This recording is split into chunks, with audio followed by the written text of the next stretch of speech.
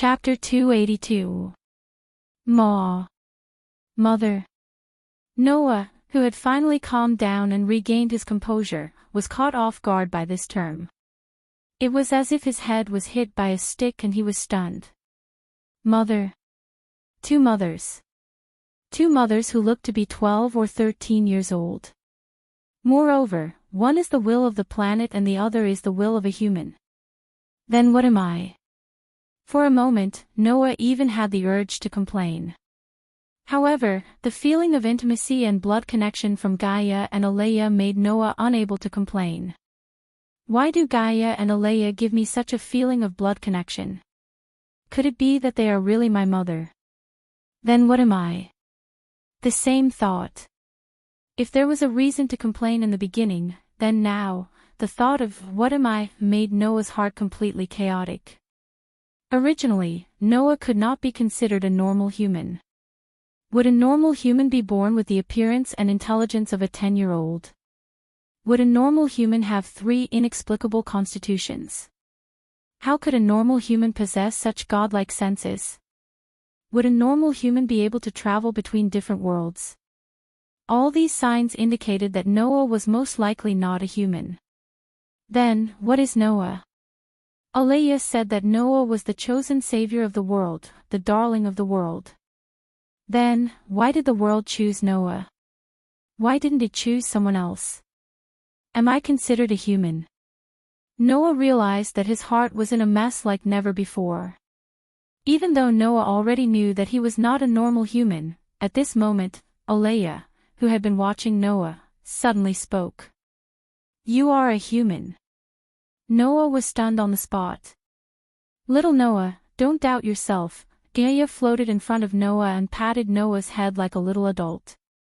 Alea is an amalgamation of the human unconscious. It represents the existence of all humans.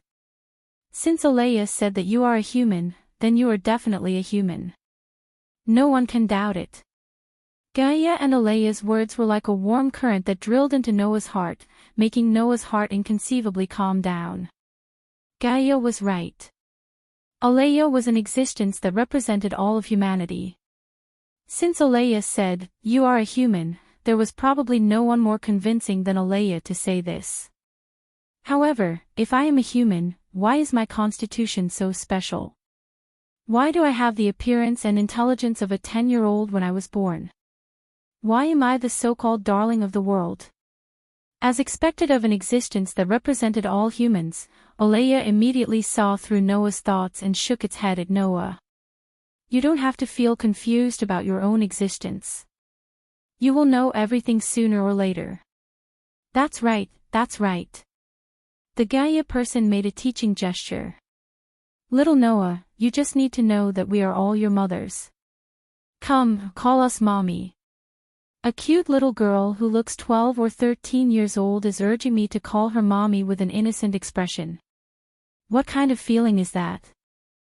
In any case, Noah felt that regardless of whether Gaia and Alea were his real mothers, as long as he called them that, he would definitely become a sinner of the world. Thus, Noah said shamefully. I will call you Gaia and Alea. Regarding this, Alea silently expressed its agreement, as though it didn't care about a superficial form of address. However, Gaia puffed up her cheeks and was very dissatisfied. Why? Why? Does Gaia really not know, or is she pretending not to know? Noah was extremely speechless. However, he didn't realize that he had already treated Gaia and Alea as his family. Not for other reasons, but even if it was because of the inexplicable closeness and bloodline connection, Noah would still acknowledge Gaia and Alea. As for Gaia, it seemed like she was just complaining. A second ago, she was still panting with anger, but in the next second, she smiled happily. Forget it. Being able to see little Noah is already enough to make me happy. Alea nodded and looked straight at Noah. This world has already recovered. We can also sense the existence of other world fragments. In this world, there are many parallel worlds. We can only vaguely sense which parallel world the other world fragments are in. We will directly send you to that parallel world. This time, Noah was surprised. Didn't this world just recover? How could there be world fragments in this world? In the past, Noah had always been searching for world fragments in a complete world. World fragments would only be lost in a complete world and would not be lost in a similarly broken world. Then, in a world that had just recovered, why would there be world fragments in it? The reason is simple. Gaia spread out her hands and acted helpless. Because, before you, Noah, could grow up and come to this world to retrieve the world fragments that were lost here, this world was already destroyed. Destroyed. Noah held his breath. Speaking of which, why were there so many worlds that were broken into fragments? Some of them were drifting in the world between worlds, and some were lost in a complete world. How did those originally complete worlds become fragments? Noah had never considered this question before. But now, it seemed like there was a reason why the world was broken. You don't need to ask. Alea's eyes flickered. You will know sooner or later. Hearing Alea's words, Noah could only suppress the doubts in his heart and let out a sigh. In other words, this world was originally complete. There were also fragments of other worlds that were lost here, but before they could be retrieved, this world was destroyed. Now that this world has recovered, the world fragments that were originally here naturally need to be retrieved, right? Yes, that's right. Gaia nodded her little head. I believe that little Noah also knows that this world has no way of destroying other worlds. We are God's domain and can be considered as representing this world, so we have no way of destroying other world fragments. You can only find them yourself, and we can only give you some guidance. On the matter of finding world fragments, we can only guide you and give you hints. This world has just recovered, so if we provide you with too much help, it will disrupt the order and balance of this world. Therefore, the help we can provide you is limited. Alea looked at Noah, and for the first time, her eyes showed true emotions. It was as if she could only look at her child running around for her without being able to help. She was like a real mother with pity, heartache, and gentleness. Unfortunately, this gaze only appeared for a short moment, and after a moment, Alea's eyes returned to its emotionless state. On the other hand, Gaia showed very obvious emotions. We can only take advantage of this loophole and give you a gift. After saying that, Gaia flipped her hand, and a ball of light appeared in her hand. It slowly elongated and finally had a form. It was a scabbard. A scabbard that shone with golden light. Noah's attention was immediately attracted by the scabbard that was lying quietly in Gaia's hand. This is called a treasure. Gaia raised her hand, and the scabbard in her hand floated up and arrived in front of Noah. Originally, this was something that could not be used by anyone other than its owner, but we have transformed it into yours. From today onwards, you are its owner. We will also pass on some essential knowledge of this world to you. We can only provide you with this much substantial help. Alea said. We hope that you can grow faster and grow to the point where you don't need our protection. After saying that, Gaia and Alea raised their hands at the same time, and as if drawing a circle, they drew a line to the left and right. Suddenly, Noah felt as if he was thrown into a tunnel, and the distance between him and Gaia and Alea was pulled infinitely apart within 1,000th of a second. In the end, Noah's vision turned black, and he lost all his vision in an instant. Wang! The scabbard in Noah's hand suddenly emitted a rich light that enveloped Noah's body. It was like a bubble that enveloped Noah and flew toward the other side of the tunnel. Chapter 283. This was a forest located on the outskirts of a city. Who? At this moment in the winter, the cold wind whistled past, causing the entire forest to be filled with icy cold air. If someone was in this forest, they would definitely be able to vaguely detect some subtle movements. Walala, this was the sound of a river flowing in the forest. This was the subtle sound of the wind. Woo! This was the sound of a beast hiding its tracks in the forest. And within these sounds, at a certain moment, a strange vibration sound was mixed in. Above a woodland covered with withered leaves and branches, the space suddenly rotated like a whirlpool, causing the atmosphere to emit a low humming sound. Then, a figure seemed to be spat out by the invisible whirlpool. In the fluctuation of the space, the figure fell out in a slightly embarrassing manner. It was a figure holding a scabbard that was blooming with a bright brilliance, and his entire body was covered by the light released by the scabbard. Wang wang. In the vibration of the space, the golden figure jumped out, but quickly stabilized his body. He turned his body slightly in mid-air, and finally landed steadily on the ground. Until then, the invisible whirlpool seemed to have completed its task, and slowly dissipated, leaving only the ruthlessly abandoned youth, looking at the sky with a speechless expression. Still calling yourself a mother, is there a mother who would throw her own son away like trash? After leaving this sentence, Noah lifted his head and scanned the surroundings.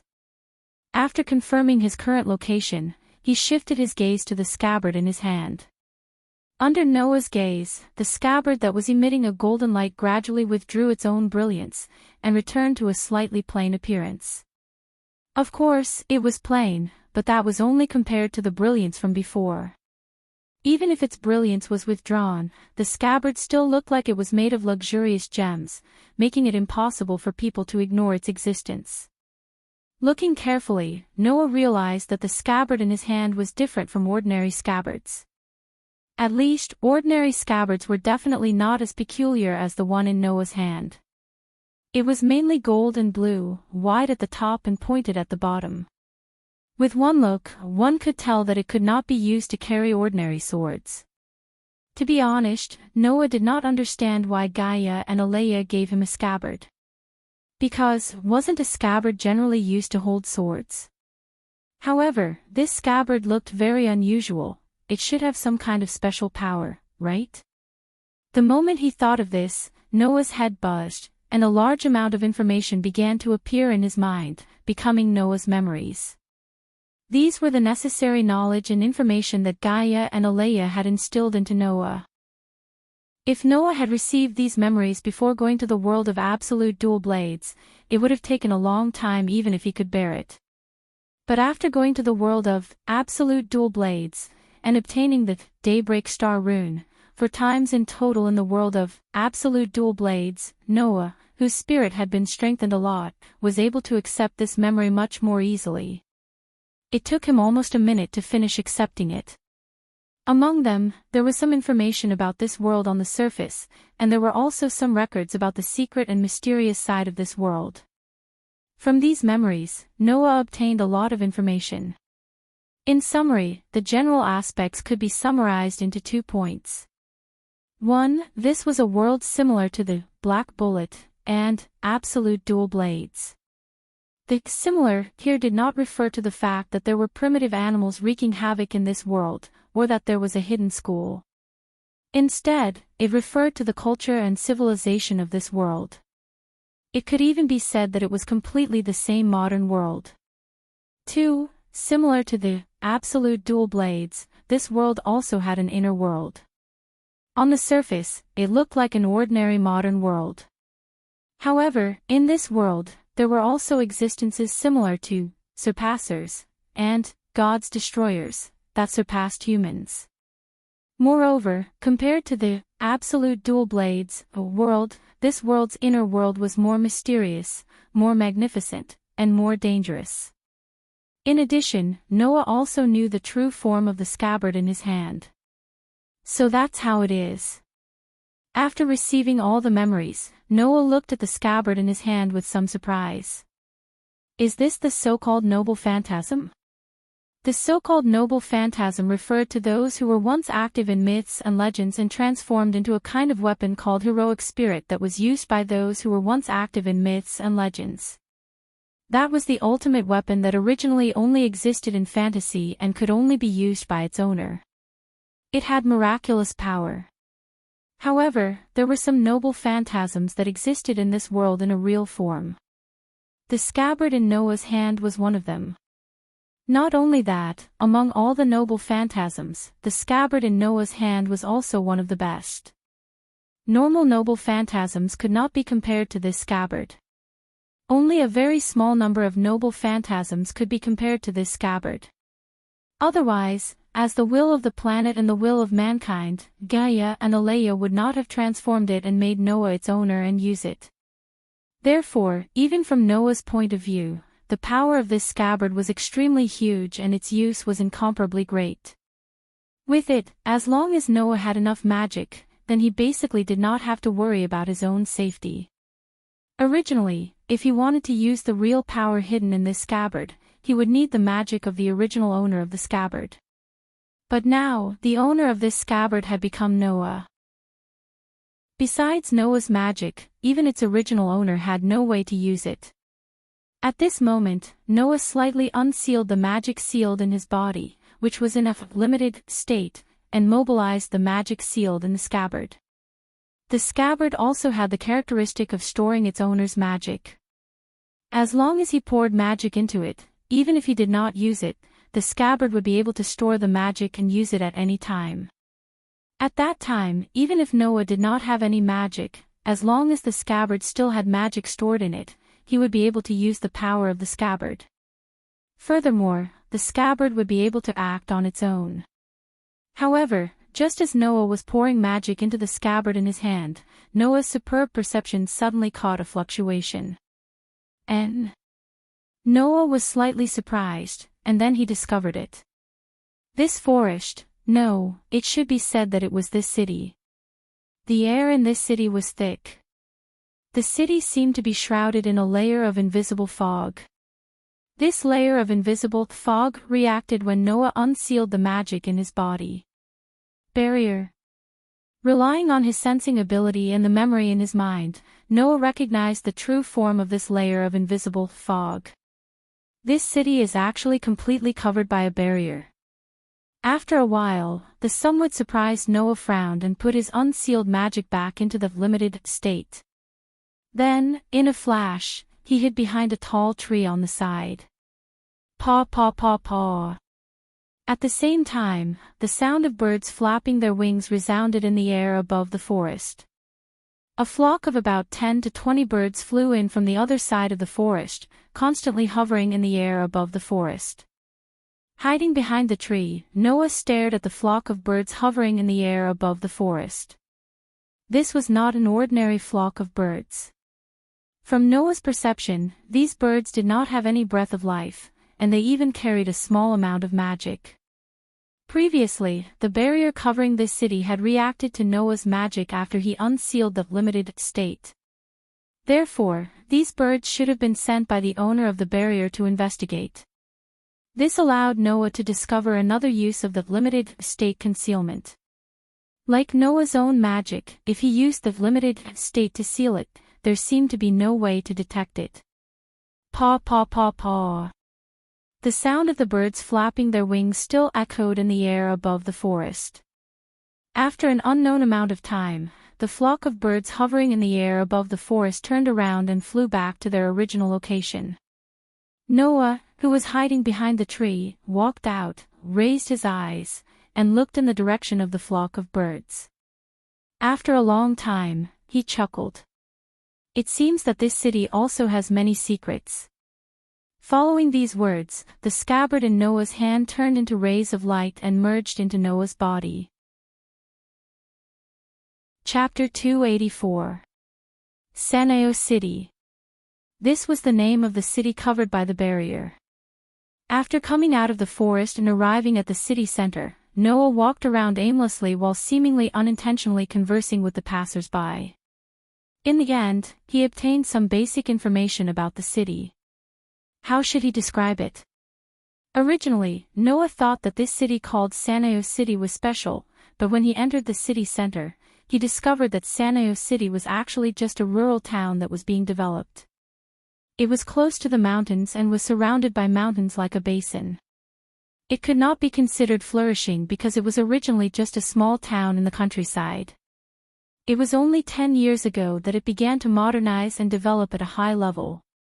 Therefore, if one had to say what was special about San'a'o City, it would probably be that while it kept the forest, suburbs, hills, and fields, it was also gradually urbanizing.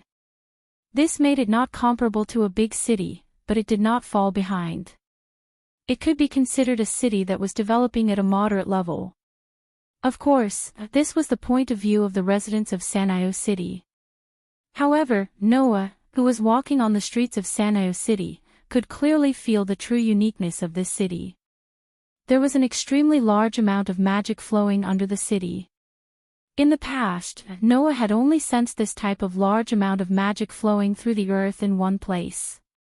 Heavenly Wolf Island.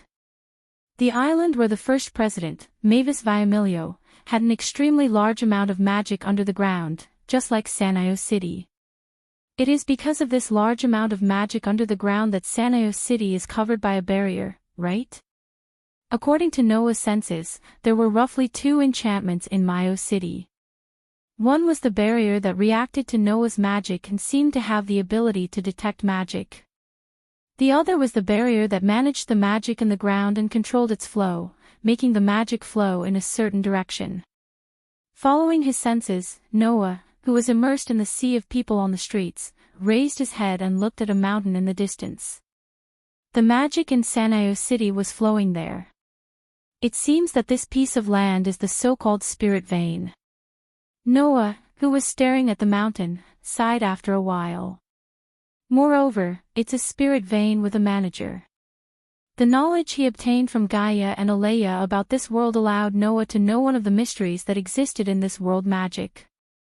That is the general term for the artificial reappearance of mystery and miracles. To put it simply, Noah's crushing magic was also considered magic in this world.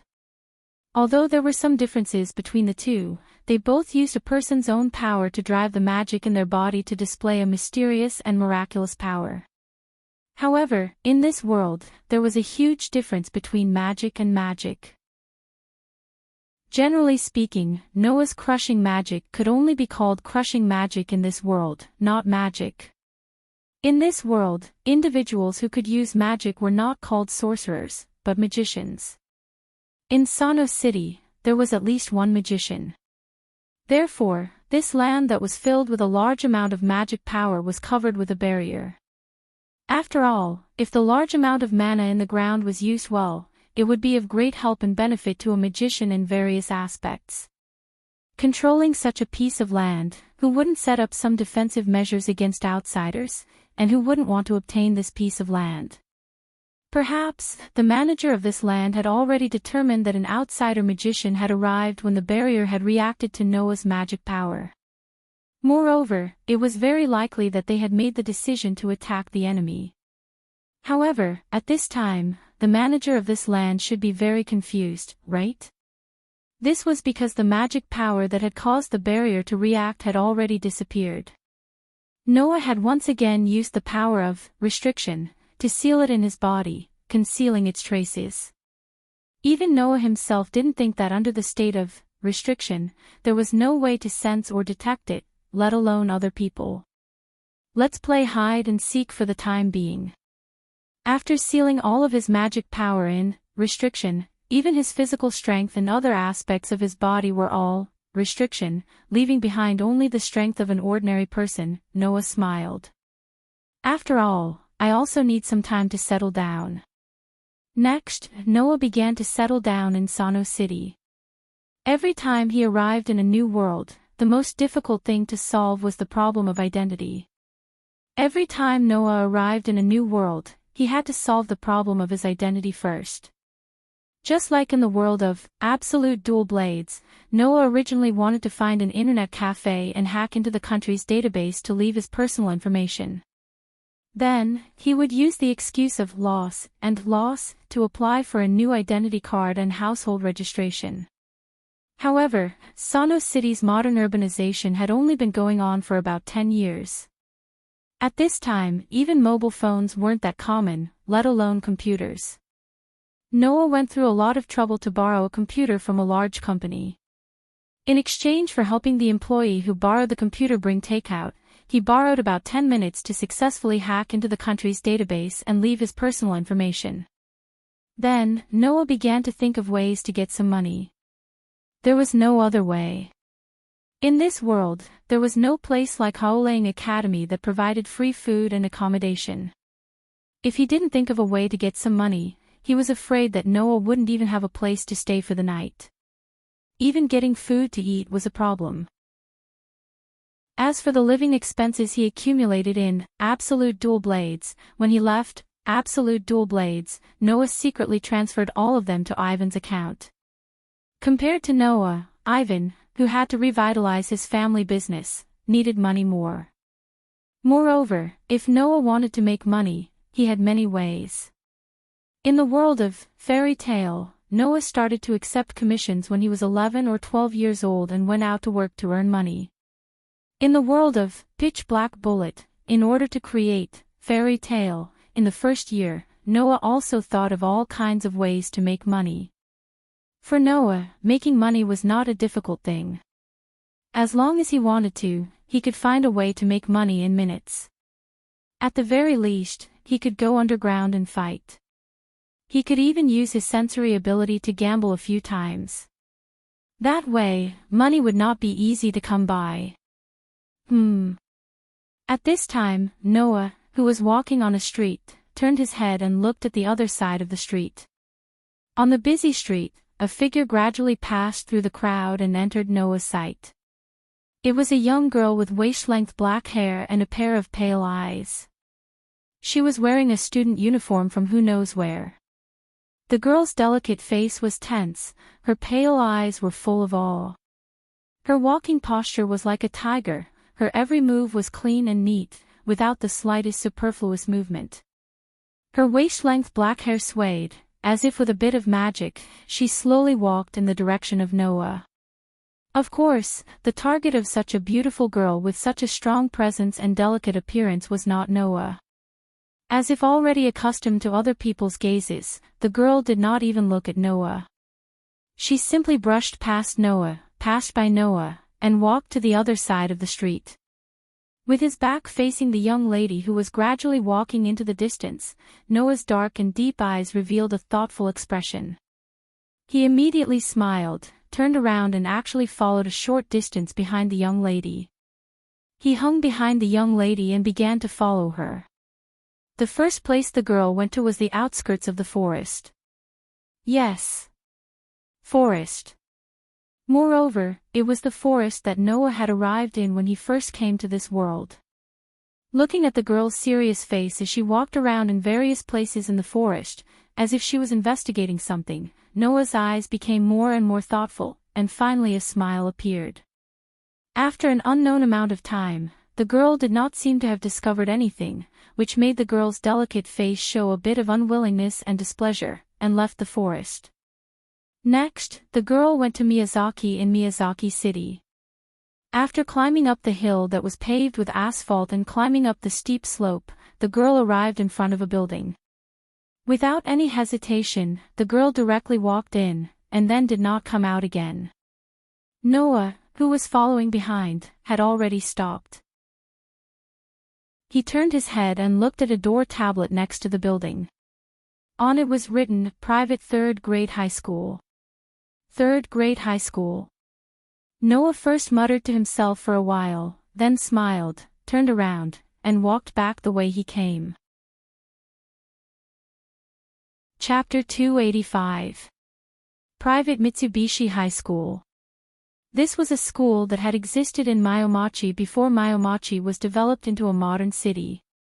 Before that, Mitsubishi High School was just a dilapidated school built on a mountain.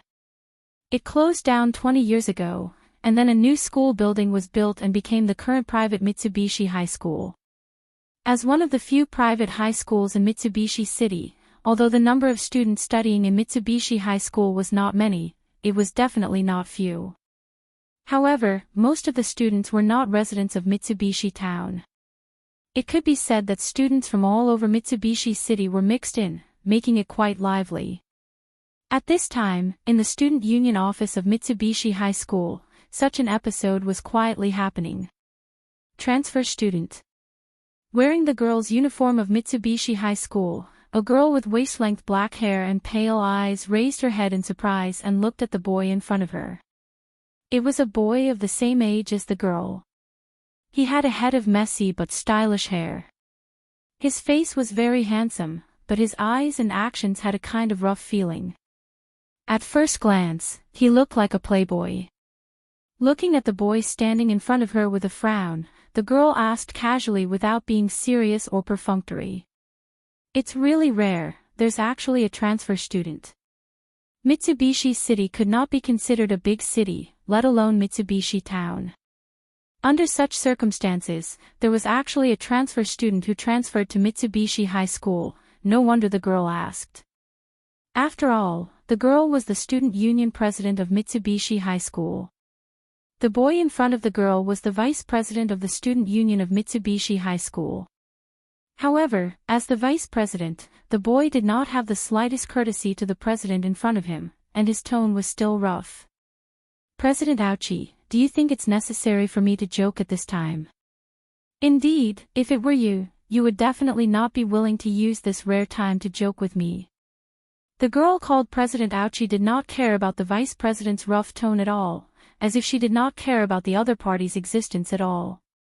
"But it's really rare, Mr. Vice President, you actually care about whether a transfer student transferred to Mitsubishi High School.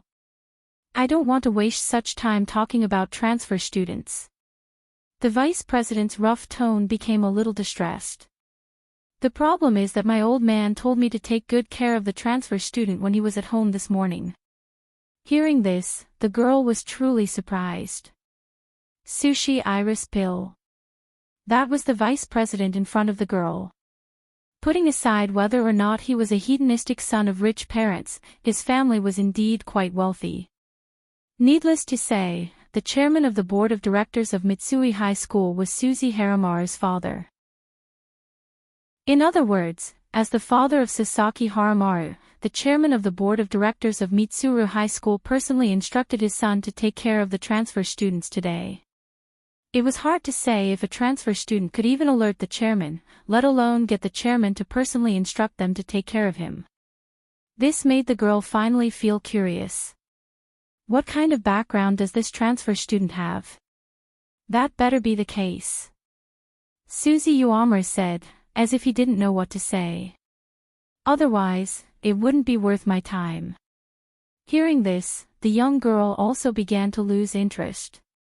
You're really cold, but that's also your style. For you, it's important to know whether someone has value or not. If they don't have a background, then they have no value. Saying that you're wasting time is indeed something you would say. We're the same, President Ouchie. Suzy Haramaru retorted. I've said everything I need to say. I just want to say that later, after the transfer student completes the admission procedures, he will come to the student union to say hello. Don't treat someone you don't know as someone who's pursuing you like before and give him a kick without hesitation. There's something wrong with what you just said, the young girl casually replied. I'll only make a move on someone who's clingy. Otherwise, I'm too lazy to waste my energy. That's why we're the same. Suzy Haramaru glanced at the girl without saying anything else. It was almost as if someone had calculated the time, and the sound of knocking on the door began. Only then did the girl raise her head and exchange a glance with Suzy Haramaru. Then, she turned her gaze to the door. Please come in. As soon as the voice fell, the door of the student union office was directly pushed open. The girl and Suzy Haramaru both looked at the person who came in. What entered the eyes of the two was a young man. A young man with short black hair, dark eyes that were as deep as the stars, exuding a strange temperament and a free and easy aura that made people unable to move their eyes away. The person who came in was Noah. Glancing around the entire student union office, Noah's eyes and the girl's eyes met in an instant. At this moment, the corner of Noah's mouth slowly rose. At this moment, the girl's heart seemed to be touched, and she stared at Noah for a while. The touched here was not referring to love at first sight or anything like that. It was all pink and unfolding. The reason why the girl's heart was touched was because the girl inexplicably felt like she was being stared at by something dangerous, and the switch that represented vigilance in her heart was suddenly turned on. When the girl's eyes were also filled with vigilance, Noah looked away and greeted. "Hello, I'm today's transfer student. My name is Noah Doria. You can call me Noah." "Noah Doria."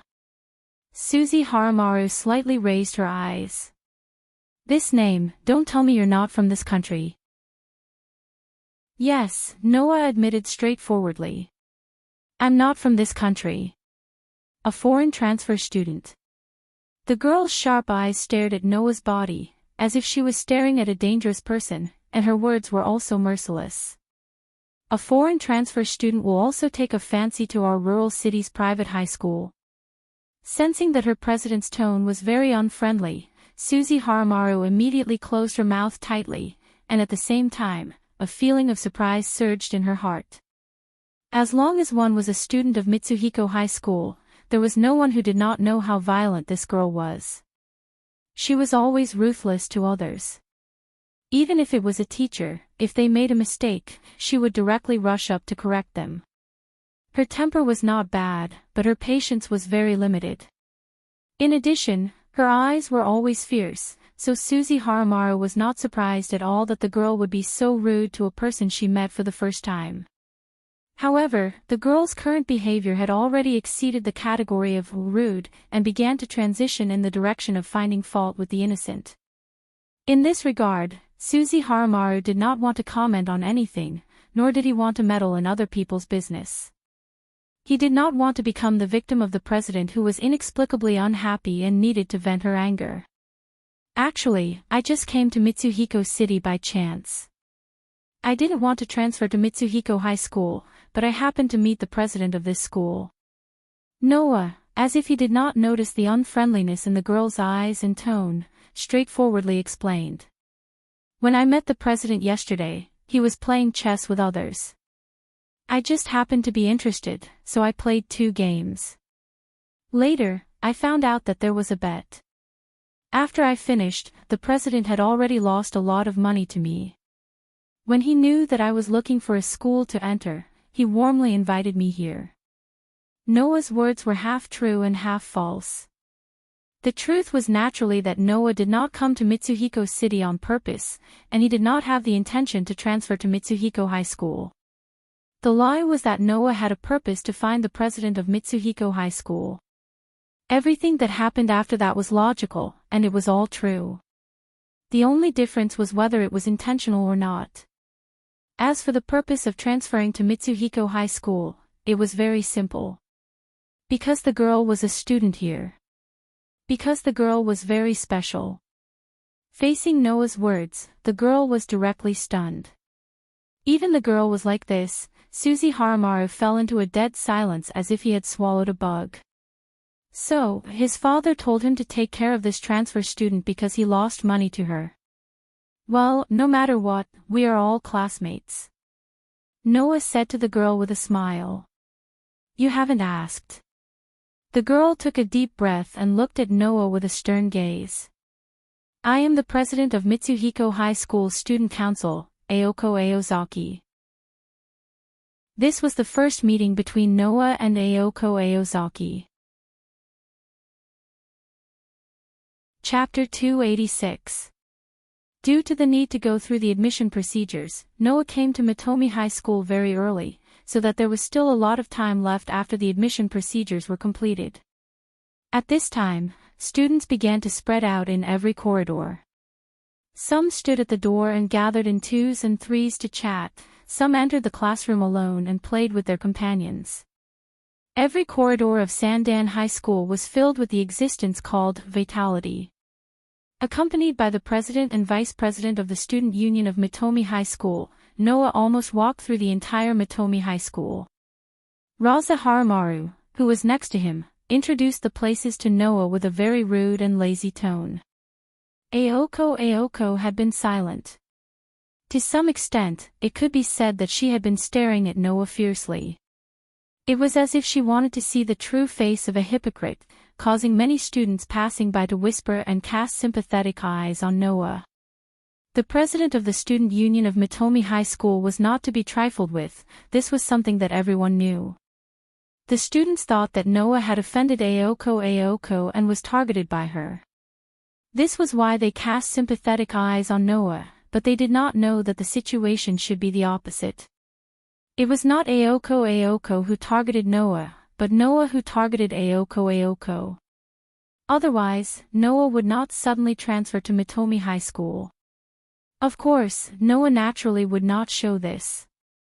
He ignored Aoko's gaze and chatted with Raza Haramaru as usual, turning a blind eye to her. This made Raza Haramaru's hair stand on end. For Aoko, Raza Haramaru wanted to stay away from her. Now that the other party was releasing a murderous gaze next to him, even if the target was not him, it was enough to make Raza Haramaru tremble with fear. As for Noah, Raza Haramaru could only admire him now. Only Noah could directly ignore the president of Mitomi High School. However, if he could do it, it did not mean that Raza Haramaru could also do it. At the very least, if Aoko continued to stare at him like this, Misaki Yamara would be the first one to succumb and become a sacrifice. Immediately, Suzy Haramaru tried to change the topic. By the way, Noah, you said that my old man lost a lot of money to you yesterday. How much did he lose? One had to know that Susi Isamura's family was quite wealthy. If he had only lost a small amount of money, the chairman wouldn't have been so enthusiastic about Noah. In fact, this was indeed the case. Not a lot, Noah said in an indifferent tone. His words were earth-shattering. If I were to add it up, it should be around 20 million, right? Suzy Haramaru's legs went soft and he almost fell to the ground. 20 million. Aoko cried out in surprise, forgetting the inexplicable sense of weariness in her heart. It's over. Sasuke sighed as he face-bombed. That old man is finally finished this time. Suzy's family was indeed quite wealthy. It wouldn't be difficult for them to take out 20 million yuan. The difficult part was that Suzy Haramaru's father lost 20 million yuan in gambling. Suzy Haramaru's father didn't have the final say in the Suzy family. There was still Suzy Haramaru's grandfather above him. If his grandfather were to find out about this, he would most likely fly into a rage. If that happened, Suzy Haramaru's father would be in trouble. Well, don't be so nervous. Noah said casually as if he was afraid that his words wouldn't scare Suzy Haramaru to death. I'm here as a student. It's not good to gamble. So, yesterday's gambling was just for fun.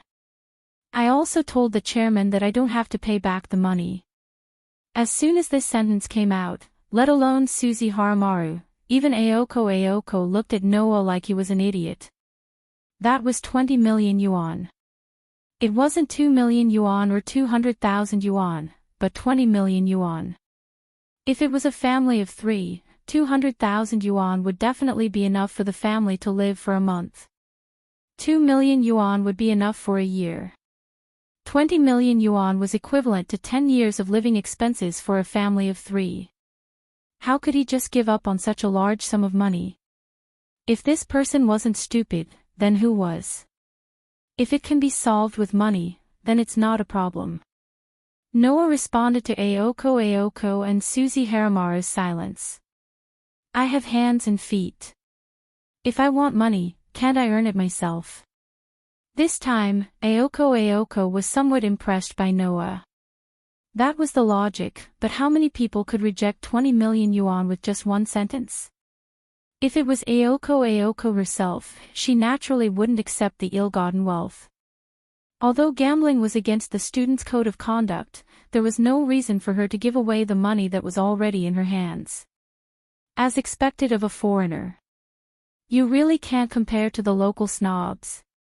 Suzy Haramaru also patted Noah's shoulder and looked very emotional. Now, Suzy Haramaru finally understood why his old man asked him to take care of Noah so enthusiastically. It wasn't because Noah was his CR, but because he was indebted to Noah. He saved him from being scolded by his grandfather. Okay, it's almost time for class.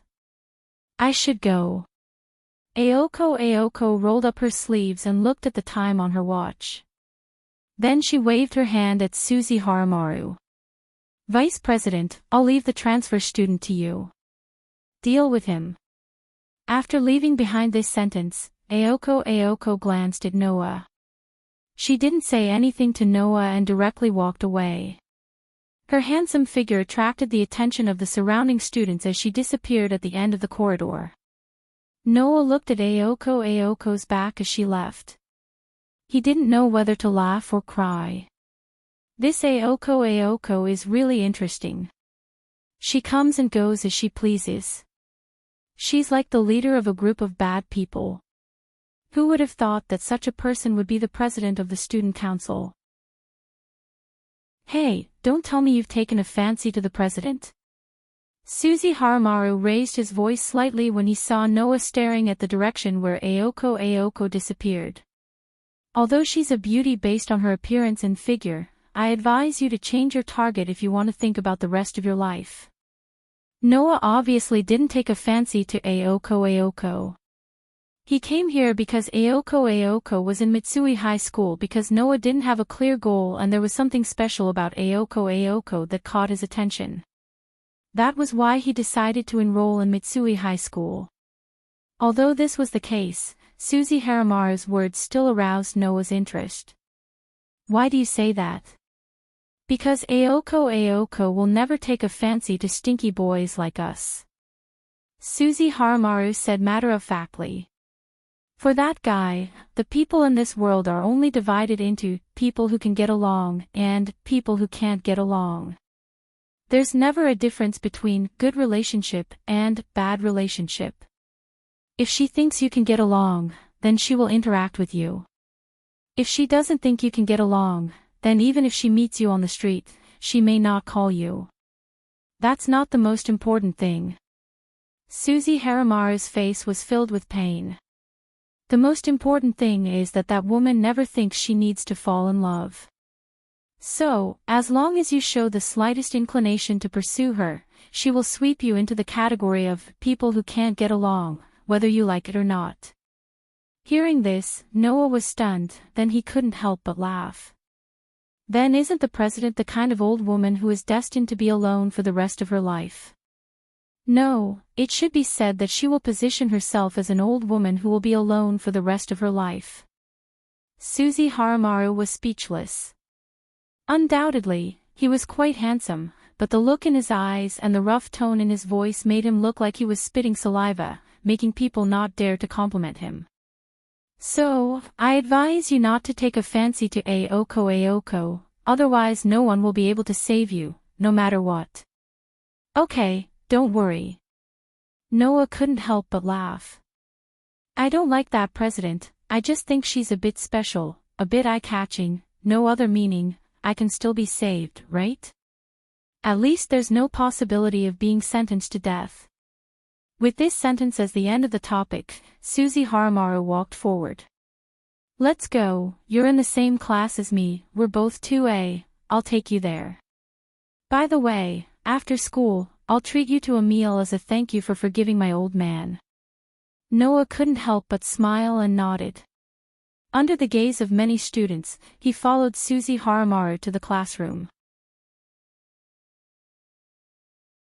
Chapter 287. Next, in just one day, the owner of the name Noah Dole became a celebrity in the entire Mitsubishi High School. High school students were the age when they liked gossip and rumors the most. Therefore, regarding the transfer student who came to Mitsubishi High School today, in just one day, all the men and women in Mitsubishi High School, including the teachers, knew his name. There was no other way. Noah made a lot of legends that people talked about enthusiastically during the day at Mitsubishi High School. In the first class, the classroom teachers seemed to be deliberately making things difficult for Noah by repeatedly testing him. As a result, not only did Noah answer all the questions correctly, He even asked several wrong questions in the class as revenge, making the teacher who was deliberately making things difficult for him flee as soon as the class was over, as if he had been granted amnesty. After that, people found out that the teacher had just been scolded by the chairman in the morning. Knowing that the chairman seemed to have some preference for the new transfer student, he vented his anger on Noah and deliberately made things difficult for Noah. During the lunch break, when his classmates surrounded Noah and asked him all kinds of things curiously, the chairman personally came to the classroom. Not only did he ask about Noah's well-being and care, but he also seemed to know that Noah did not bring a lunchbox today. He specially brought a lunchbox for Noah so that he could enjoy a rather luxurious lunch. These two things alone were enough for Noah to make a name for himself. Who would have thought that there would be another incident that was quite big for the students after school? That was, some seniors thought that Noah was in the limelight too much. After school, they blocked Noah, who was going home, and took him to the back of the sports warehouse. They probably wanted to teach Noah a lesson.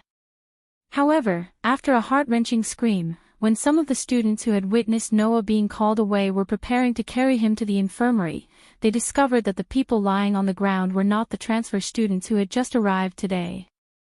Instead, they were the upperclassmen who had planned to cause trouble for Noah. Therefore, the rumor that Noah was a person with good grades, good skills, good character, and good personality, but definitely not a person to be trifled with, flew everywhere and spread throughout Mitsubishi High School. Under such circumstances, it was difficult for Noah not to be famous. And Noah himself was quite enjoying this kind of life. After all, in the world of fairy tale, Noah did not go to school. In the world of Black Bullet, in order to teach the children, Noah picked up a pointer and became a teacher himself. In the world of Absolute Dual Blades, although he was considered to have gone to school, more than 70% of the lessons were combat skills training. Who could say that it was an ordinary school life? Therefore, for this really ordinary school life, even if it was impossible to maintain it, Noah still had the idea of enjoying it day by day, even if he had finished the university courses. However, thanks to this, Noah easily found a job as a tutor. With a salary of 30,000 yen per hour, he taught the children homework and also taught the children how to play the piano. When it was dark, Noah had already earned nearly 100,000 yen. Many of Noah's classmates were also working. Among them, the highest salary was 5,000 yen per day. If the people in the class knew that Noah spent 3 hours to earn nearly 100,000 yen, they would probably cry. Therefore, Noah also said that with his ability, earning money was not too easy. With this money, Noah could finally find a decent place to live. By the way, last night, the place where Noah stayed was a hotel room that the chairman, who was almost moved to tears, patted his chest and found for him. Mayo City, Mayo Town, an apartment. Q. After a busy day, Noah laid on the bed and let his body sink deep into the quilt. His mind was immersed in his own body. At this time, the scabbard, which was blooming with golden brilliance, was quietly suspended in Noah's body. The scabbard was filled with Noah's magic, so the power inside the scabbard was ready to be squandered and used on its master's body. This was the state of the scabbard when it existed in the form of a concept. In this state, the scabbard could be buried in anyone's body at will. Originally, Noah had thought that the magical power he had poured into the scabbard would also trigger a reaction from the barrier within Sanayo City. However, what surprised Noah was that the magical power stored in the scabbard was actually the same as the power that had been restricted. There was no way for it to be detected or sensed. Noah, who knew what kind of power the scabbard had, was relieved to store a large amount of magic in the scabbard. His own power was all sealed with the ability to limit, so he only had the level of an ordinary person. Touching his chest, Noah stared at the ceiling, and the appearance of the Mayo High School Student Council president with a unique personality appeared in his mind. Aoko Aozaki. There was indeed something special about that girl who acted alone. Because, in Aoko Aozaki's body, Noah could clearly sense the existence of magic. Yes. Magic. In other words, Aoko Aozaki was a magician. Moreover, it was very likely that she was the manager of Mayo City's spirit vein. Of course, although this was barely enough to attract Noah's attention, it was not to the point that Noah needed to go to Mayo High School. What really interested Noah was that he felt a trace of familiarity from Aoko Aozaki's body. It was the same feeling he had when he entered this world, when he was pulled over by Gaia and Alea. It was the same feeling he had when he met Gaia and Alea in that snowy white world. This made Noah curious. Even if Noah had not seen other magicians, Noah knew that this was not a characteristic that all magicians had. How could an ordinary magician have the feeling of being directly related to the place where Gaia and Alea were located? Therefore, Noah entered Mayo High School in order to find out more about Aoko Aozaki's background. Maybe I can get something from Aoko Aozaki's body. Thinking this, Noah directly got up. Why don't I go test it out? After making this decision, Noah got up and walked out of the room. In the forest on the outskirts of Mayo City.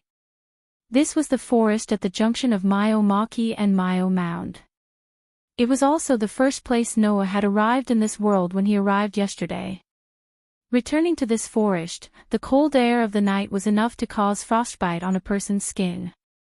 The low panting of wild beasts still faintly reverberated. It was believed that no one would be willing to come to such a hair-raising, dangerous forest. However, no one came also meant that the concealment was strong. If one wanted to do something that could not be exposed, such a place was the real treasure.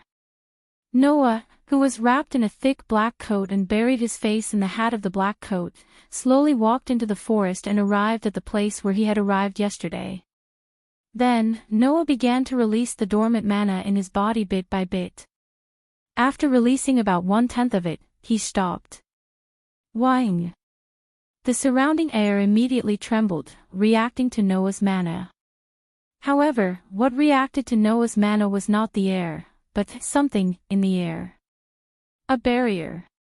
A barrier that covered the entire Mayo City. Under the influence of the barrier of Mayo City, Noah's position was instantly exposed. This time, Noah did not leave. He quietly stayed in place, a bright light flashing through his eyes. Let me see the difference between a magician and a high mage in this world, Aoko Aozaki. Unfortunately, Noah could only achieve half of this idea. The other half. Whoosh! A gust of wind mixed with cold air blew through the forest. Rustle. The sound of leaves swaying echoed. After waiting for an unknown amount of time in the cold wind, Noah slowly raised his face that was buried in the hat of the black coat and looked forward. Rustle, rustle. This time, it was not the sound of leaves swaying. It was the sound of footsteps. In the dusky forest, a figure was slowly walking towards them. At the same time, in the air of the forest, a melodious song gradually appeared, like an echo that constantly lingered. It was the figure singing. Singing a song that could summon death.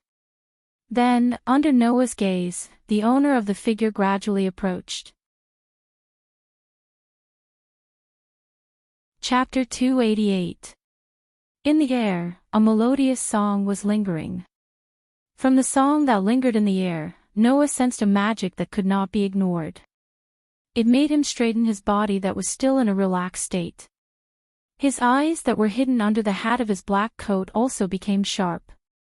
However, when Noah saw the full appearance of the person who came, his sharp eyes immediately froze and were filled with surprise. Shaw shaw. Amidst the clear sound of footsteps, the one who walked out from the shadows of the trees and into the bright moonlight was a petite and delicate girl. Looking at the girl who was slowly revealing her appearance under the moonlight, even Noah could not help but hold his breath. Because the girl under the moonlight was too beautiful. It was an existence that could make people think of a doll. Her slender limbs were so weak that it seemed like they could be broken with a little force. Her skin that was exposed under the moonlight was pale and lifeless. The girl had shoulder-length black hair that was darker than the night. She was wearing the same black fur coat. She was wearing a black snow hat on her head. She was wearing snow boots. Even her hands were wearing pitch-black gloves. She was like a witch that was born from the night. Her entire body was filled with a magical charm. What left the deepest impression was not only the girl's delicate doll-like face and figure, but also those eyes that seemed to have shed all emotions, shielding herself from the world, as if she had completely transcended the mortal world. That pair of eyes were equally dark and deep, without any emotion in them. However, under the moonlight, the girl who was like a doll and a witch was still so beautiful that it was suffocating. If it was someone else, even if they were a woman like the girl, they would definitely be stunned. Unfortunately, Noah had seen Lasana's playfulness and cuteness, Myra's rude and unreasonable personality, the Son of Heaven's dignity and holiness, Lilith's arrogance and confidence, and Julie's slender beauty that was like a doll in front of him. This allowed Noah to successfully break free from the suffocating beauty. However, Noah was still surprised. The person who came was not Ayoko Aozaki. Could it be that Ayoko Aozaki was not the manager of Sanayo City's spirit vein? At this moment, the young lady came to a halt and stared at Noah with emotionless eyes. His gaze was as if he was looking at a large moving object. In the next second, a clear voice that was almost the same as the voice that was fluctuating in the air sounded from the girl's mouth. "We don't accept uninvited guests." The voice was 1,000 miles away. It should not only be because the girl saw Noah as an intruder, but also because the girl herself was synonymous with indifference. Noah glanced vaguely at the dark-skinned, delicate girl. He purposely spoke in a hoarse voice, pretending to be a middle-aged man. "So, little girl, you want to use your rights as the master to drive me away?" The dark-skinned girl raised her eyes slightly. After staring at Noah for a while, she spoke in a voice that was so calm that it was strange. "If you want to stay and play." As the words fell, the black clothes on the girl's body moved as if there was no wind, slowly swaying up and down. At this moment, a power that caused the cold flow in the forest and the low temperature in the air to stagnate gushed out from the girl's body, like a burning gas, rising from the girl's body. As if even the moon was trembling, the bright moon in the sky hid in the dark clouds, converging the moonlight, turning the entire forest into a world of darkness. Even so, the girl's dark eyes still flashed in the night, and her slender body rolled with a power that could make gorillas and black bears, who were many times bigger than the girl, flee in panic. That was the magic that belonged to the girl. It was also the girl's warning. "I want to drink a cup of warm black tea before going to sleep." The dark girl closed her eyes and made a final declaration. "In order to have that kind of time, I don't want to play the game for too long. Can you leave by yourself?" Noah narrowed his eyes as he sensed the magic and hostility rising from the pitch-black young lady. In the end, he uttered those words. "I also don't want to play games with a little girl." The dark girl was silent for a moment, and when her voice sounded again, it contained a coldness that could freeze one's heart. "Is that so?" The air suddenly froze. The girl suddenly opened her eyes as if countless invisible chains suddenly shot out from the space around Noah, firmly binding Noah's body. Noah only felt his body suddenly tighten, and an indescribable restraint came without any warning, nailing Noah on an invisible cross, depriving him of the control of his body. Noah's eyes focused, and he felt that his body didn't belong to him at this moment, and he couldn't move at all. Looking up, Noah could clearly see the changes in the dark girl's expression. In the dark night, one of the pair of dark eyes that was darker than the darkness completely turned into an ominous bright red. That color was more intense than the eyes of the cursed child when he released his power, and it was the color of blood. That is. Noah looked straight at the bright red eye. Magic eye. Magic eye. The ability to change the passive function of the eyes to actively affect the outside world, and to project magic through the line of sight, was called the magic eye. In other words, it was the ability to directly turn the eyes into bullets and bullets. Bullets were magic. A magician who could use the magic eye could rely on the magic eye to affect all targets within their line of sight. As long as the target was caught by the magic eye, they would be trapped in the opponent's magic. It was a magic that was completely impossible to guard against. Therefore, having the magic eye was the proof of being a first-class magician. The girl in front of him, who looked younger than Noah, was already top-notch in terms of her ability as a magician. It's really surprising. The dark-skinned young lady with one black and one red eye said these words with an expressionless face. Undoubtedly, even a third-rate magician would not do such a thing to look directly at my eyes after knowing that it was the magic eye. The magic eye was the ability to cast magic on the opponent through the line of sight. Of course, looking directly at the eyes of a magician with the magic eye would not only increase the risk of being caught by the magic eye at any time, but it would also make the power of the magic eye more unrestrained on the opponent, making the power of the magic eye even stronger. Clearly knowing the power of the magic eye, an excellent magician would not directly look at the opponent. However, Noah did so. Therefore, the dark girl should be really surprised, but whether she was surprised by Noah's audacity or surprised by Noah's behavior that was worse than a third-rate magician's, she did not know. So this is the magic eye. Noah used all his strength but was unable to move even a little bit. His entire body, except for his blood and organs, should not be able to move anywhere else. It seems that the dark girl's magic eye was to ensure that the opponent's life was at a minimum, and at the same time to restrain the opponent, making it impossible for the opponent to escape. To deal with the magic eye, the simplest method was to escape the opponent's line of sight. And to break free from the magic eye, there was also the simplest and most violent method. Instantly squander a large amount of magic power that was more powerful than the opponent's magic eye. Noah had nothing. The most magic power. Pang! In an instant, a violent storm of magic power erupted from Noah's body, like a storm, spreading out. The dark girl's pupils shrank, and she immediately retreated. Dong! The magic power turned into a shockwave, blowing away all the leaves and branches around Noah. Pang!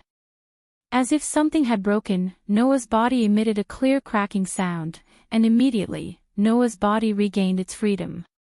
What a fierce little girl! Noah deliberately said in a hoarse voice, laughing out loud.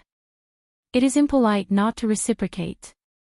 After saying this, Noah raised his hand, and the torrential magic power immediately retracted back into Noah's body. Seeing this, the dark girl's expressionless face finally showed a trace of seriousness. Chapter 289. A second ago, the forest was still raging with wind, but now it suddenly became calm. However, in the air, an extremely oppressive feeling spread out like a sticky swamp, firmly pressing down on the entire forest. Her sharp battle instincts made the pitch-black girl realize the true terror of her opponent. Therefore, the pitch-black girl had reason to believe. In the next second, it would be her time of death. Looking at the black-clothed person who raised his hand high above his head, emitting a dangerous aura, the pitch-black girl took a light breath, and the hand hidden under the pitch-black shawl moved. Ding-ling! In the midst of a bell-like sound, the pitch-black girl took out a dangling, cat-shaped bell that seemed to be made of glass or gemstones. Ding-ling! Releasing the slender fingers that were holding the cat bell, the pitch-black girl let the glass-like cat bell in her hand fall to the ground. Immediately, the cat bell that fell to the ground seemed to sink into the water. The ground was like a splash of water, and in a series of ripples, it seemed to have fallen into the water and disappeared there. Looking at this scene with his own eyes, Noah frowned in confusion. His superb sensing ability told Noah that the cat bell that seemed to have sunk into water and disappeared on the ground seemed to have some kind of function that couldn't be seen on the surface. Build it up with wood and clay, wood and clay, wood and clay, build it up with wood and clay, my fair lady. At this moment, a light, bell-like song came from the ground, and in a flash, it spread over the entire forest. That song was completely different from the one that accompanied the girl's appearance at the beginning. At the very least, Noah had a creepy feeling as though he was being stared at by an invisible eye at the moment the ballad was played. Without the slightest hesitation, Noah gave up the idea of condensing magic, intending to launch a large-scale crush, and directly raze this place to the ground. He jumped back, and retreated explosively. Rumble. In the same second, the ground where Noah was just standing suddenly shook as if it had exploded. Not only did it crack, but it also directly protruded like a volcanic eruption. Wood and clay will wash away, falling down, build it up with bricks and mortar, my fair lady. As the melodious song reverberated in the air, the earth began to tremble. The pitch-black girl expressionlessly closed her eyes, and as if she was whispering before sleep, she softly called out. Come, it's your turn, Bridge. Her voice, as soon as she finished speaking. Woo! As if it directly sounded from the distant ancient times, a long sound that represented a long history came from the ground, and the sound shook the air. Kacha kacha. The trees behind the pitch-black girl's back, and the ground also accelerated, and constantly collapsed and destroyed. Woo! After a long roar, a true monster appeared behind the pitch-black girl. Pang! Pushing the earth, and squeezing the ground. It was a monster that seemed to be unable to take shape, and just its upper body alone was more than 8 meters tall.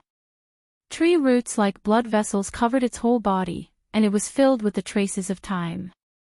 Stones became its muscles. Trees formed its body.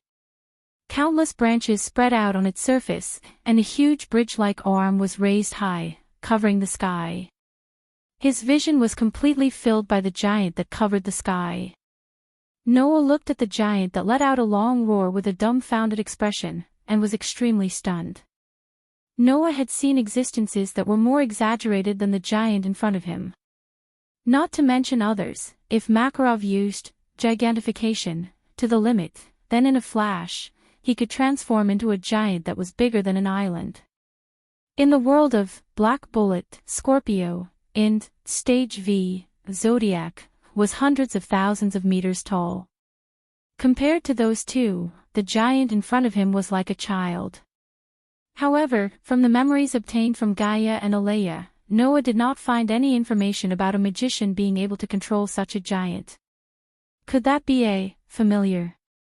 The so-called demonic servants referred to those who were created by magicians.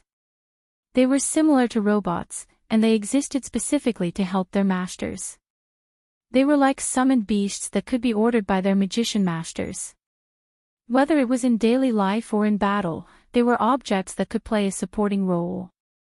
It was not strange for a magician to have a familiar. However, when a familiar was created by a magician, although it would be given a part of its master's abilities, it would not have power that was above its master's. Therefore, demonic servants were often used by magicians to solve their daily difficulties. In terms of battle, demonic servants would at most play a supporting role. The giant in front of him could only play a supporting role in battle. Even an idiot would not think so. That was definitely not an ordinary, familiar bridge. The pitch-black girl's voice was extremely appropriate. Deal with him. The voice was as cold as before, but it could definitely chill anyone's heart. Whoa! The giant that covered the sky let out a long roar that shook the sky. It raised its bridge-like arm, and like a mountain falling from the sky, it rubbed against the chaotic atmosphere and brought a sharp explosion sound as it fiercely fell in Noah's direction. In an instant, the light from the sky was completely blocked by the fist that fell like a mountain. The shadow of death descending from above made Noah subconsciously tense his body. He raised his head and stared at the giant fist that fell like a meteor, and his heart suddenly moved out. A burst of dazzling light rose from Noah's body. In the dazzling light, a golden scabbard appeared in a flash, and then suddenly disintegrated. Wang wang. The fragments of the scabbard were still shining with a golden light, and turned into a crystal-like barrier. When combined together, it was like a protective cover that directly covered Noah's body. Against the extremely dense wind pressure, the giant's fist fell heavily on the barrier as if it was the end of the world. Dong! A loud and muffled sound that resounded through one's heart rippled out, bringing with it a terrifying shockwave that spread out in all directions. The dark girl's ice-like face changed slightly, and she retreated without thinking. Ho! The frenzied storm swept through every corner of the scene, cutting down trees, blasting stones, and narrowly brushing past the dark girl's body, almost blowing her away. After an unknown amount of time, the frenzied impact wind that wreaked havoc in the forest quietly retreated. After retreating quite a distance, an invisible barrier appeared in front of the pitch-black girl, blocking all of the rubble, wood, and wind. However, it still made the pitch-black girl's emotionless eyes flash with a trace of lingering fear. Under such circumstances, the dark girl was unable to discover it. Just at the side, in a bush that was fortunately not attacked by the impact wind and waves, and could still be more or less intact, two black shadows quietly appeared there. They were two men with a split mouth that was dark all over, and only their mouths were bright red, but they were long enough to touch their ears. Clang! A cold light flashed from the hands of the two fish-mouthed men. The arms of the two fish-mouthed men also turned into two huge kitchen knives, exposing the murderous aura and hostility of the two fish-mouthed men. The dark girl finally noticed that something was wrong, and she turned her head abruptly, looking at the bush on the side. However, at this time, she found that there was no way to stop the murderous maniac hiding in the dark. Whoosh! Almost in the blink of an eye, the two men with a split mouth rushed out like lone wolves, turning into afterimages. The huge murderous weapons in their hands were like fangs, and in the cold light and wind, they mercilessly cut towards the dark girl's head. After understanding the situation, the dark girl's cold, doll-like pretty face suddenly changed. Chapter 290. Clang! A cold light flashed through the air like lightning, cutting toward the defenseless dark-skinned girl. Her dark eyes reflected the image of the sharp kitchen knife that cut through the atmosphere. The dark-skinned girl's doll-like beautiful face suddenly changed, but after a while, she returned to being indifferent and emotionless. It wasn't because the dark-skinned girl found a way to avoid death. The girl just calmly accepted her impending death. Obviously, for the girl, death wasn't worth being afraid of. Was it because the girl was extraordinary and had seen through the world of mortals? Or was it because the girl knew that she would meet such an end sooner or later? This point, no one knew. And the two men who had turned into homicidal maniacs clearly didn't want to be merciful because of this. They held sharp kitchen knives, one on the left and one on the right side of the girl, swung their weapons, and like scissors, cut toward the girl's white and slender neck. Woo! Sensing the crisis of its master, the giant let out a wail. Unfortunately, having a huge body also had its disadvantages. Every move required time, and it was quite clumsy. Therefore, the giant could only let out a wail, and only had time to clumsily twist its body. It was impossible for it to rescue the girl. Of course, the giant couldn't do it, but it didn't mean that others couldn't. Whing! Below the giant's huge fist that was still on the ground, the space suddenly shook, and flashed with little golden light, as if condensing into a vortex of air, crazily converging. Pang! Immediately, a low muffled sound rang. A figure like a bright golden light suddenly flashed, with a long light tail, as if piercing through space, and flashed in front of the dark-skinned girl in an instant. Then, the owner of the figure raised his hand, and a gorgeous scabbard that bloomed with golden light suddenly flashed in front of his palm, turning into pieces of crystal, forming a dreamlike protective shield, and shook like a spring. Ding! The two huge kitchen knives, which were strong enough to cut through rocks, fell on the dreamlike protective shield that rose up with a crisp sound, creating a loud noise. Gotcha! The protective shield formed by the scabbard didn't even have a trace of crack, and the powerful force on the kitchen knives bounced back, causing the two huge sharp kitchen knives to crack at the same time. Clang! A second later, the two giant kitchen knives broke in half and spun like a windmill before disappearing into the forest. Slap! Inside the dreamy protective shield, a hand suddenly reached out and grabbed the face of one of the men with a split mouth. Whang! A dazzling white light instantly rose from the palm of the hand that was holding the man's face, illuminating the whole body of the man. In the white light, the man's body seemed to have been completely cut into cubes, and white marks appeared on his body. Then, such a voice lightly reverberated. Shatter! The dazzling white light surged. Bang! The man with the fissure didn't even have a chance to react. In the loud explosion, his body exploded, turning into fragments that sputtered in all directions. The remaining man with the fissure was trembling all over. Without any hesitation, he turned around and frantically fled to the other side of the forest. However, that would require the consent of the person who controlled his life and death. Woo! Over the entire forest, a long roar that represented anger exploded like thunder. A huge fist, like a falling meteor, rubbed against the atmosphere and fell, heavily smashing into the body of the man with the fisheye who was trying to escape. Bang! The strike that caused the earth to tremble directly buried his opponent. The whole process didn't even take 10 seconds. The two assassins hiding in the dark were killed by Noah and the giant. They didn't feel any pain and didn't realize their situation before they died. They didn't even have a complete body. Both of them died. The forest returned to peace once again. Whang! The dreamy protective shield turned back into a scabbard shining with golden light, then turned into a little starlight and returned to Noah's body. Hiss! Noah, who was standing in front of the dark girl, took a deep breath and a painful expression flashed across his face. One of his feet was still twitching, as if it was extremely painful. It was indeed extremely painful. From the beginning to the end, Noah had only released 1/10 of his magic power.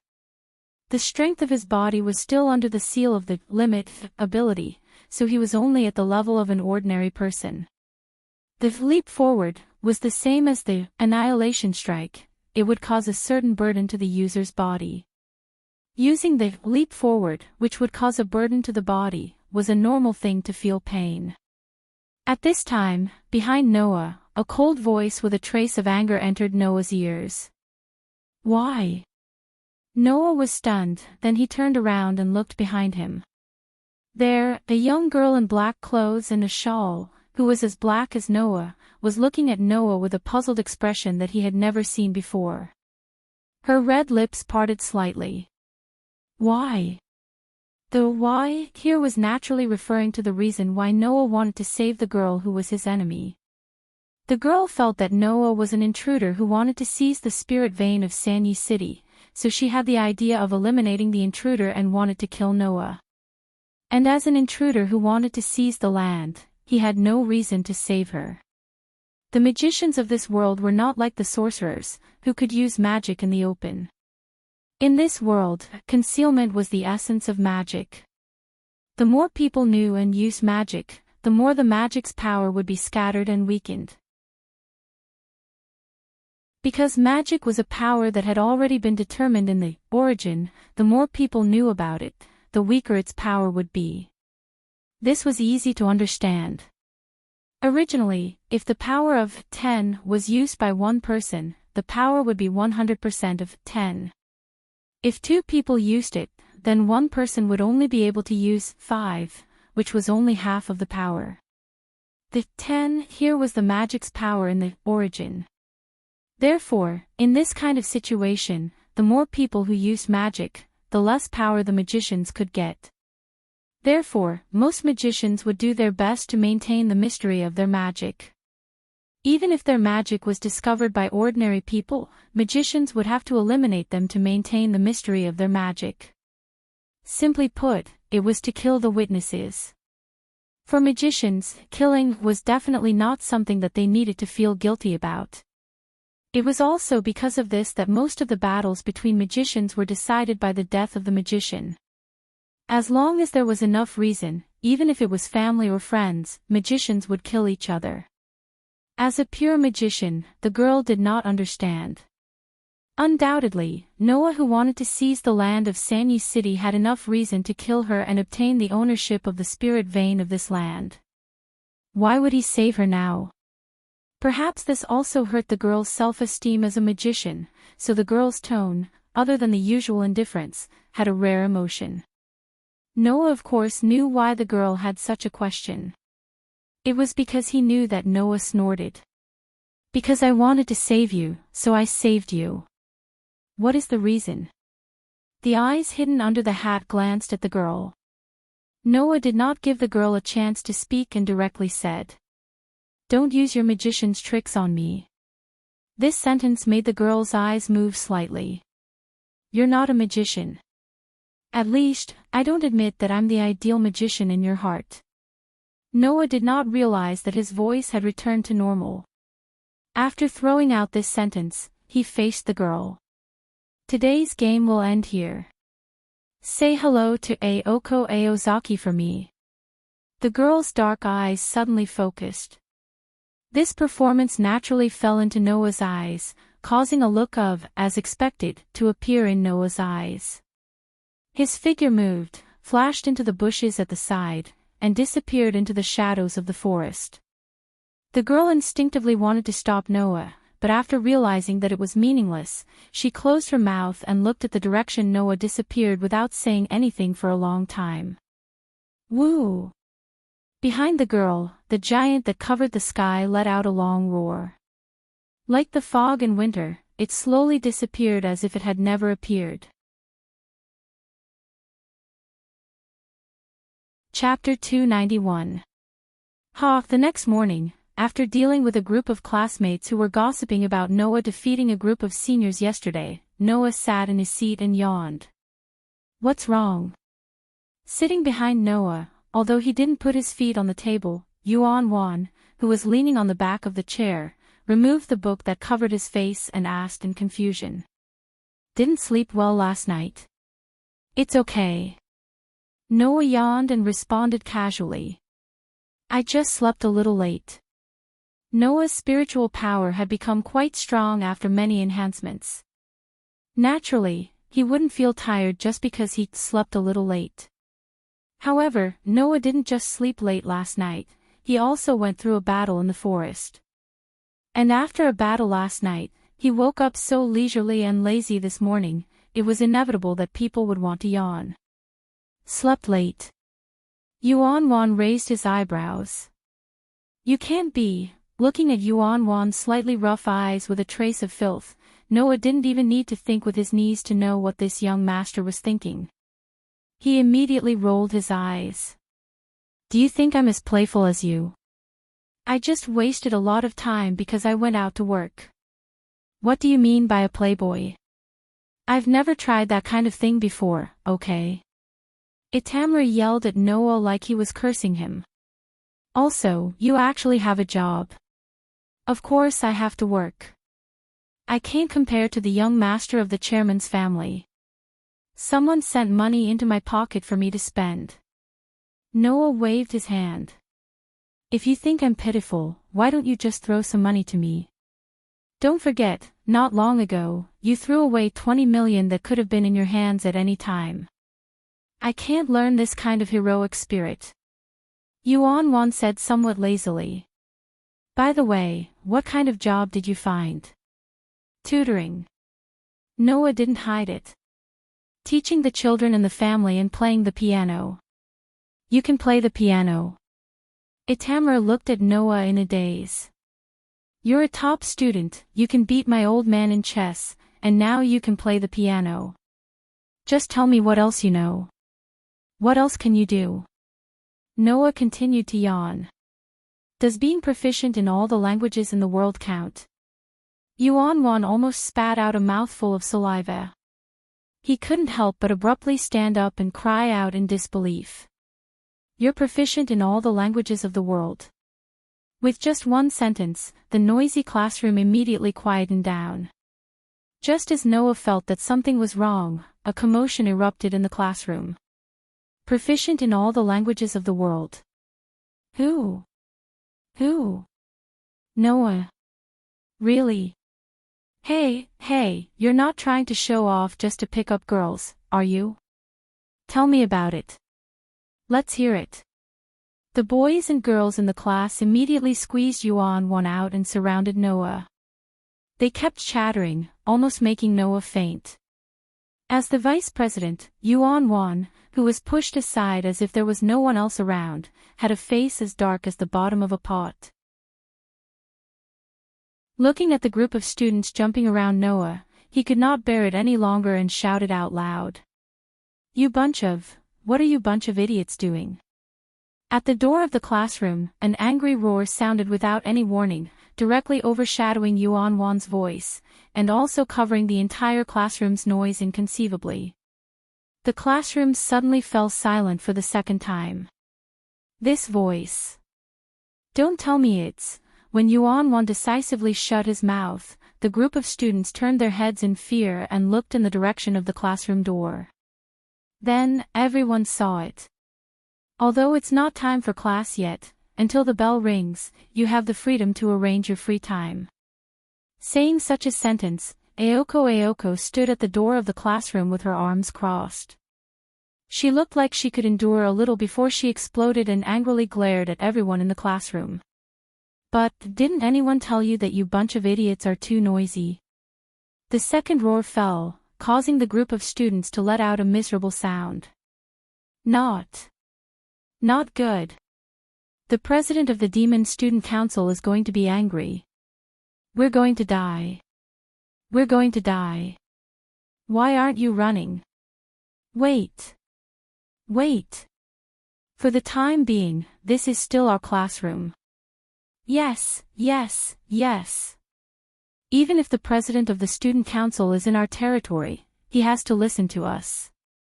Very good, as expected of our 2A's Bravehearts.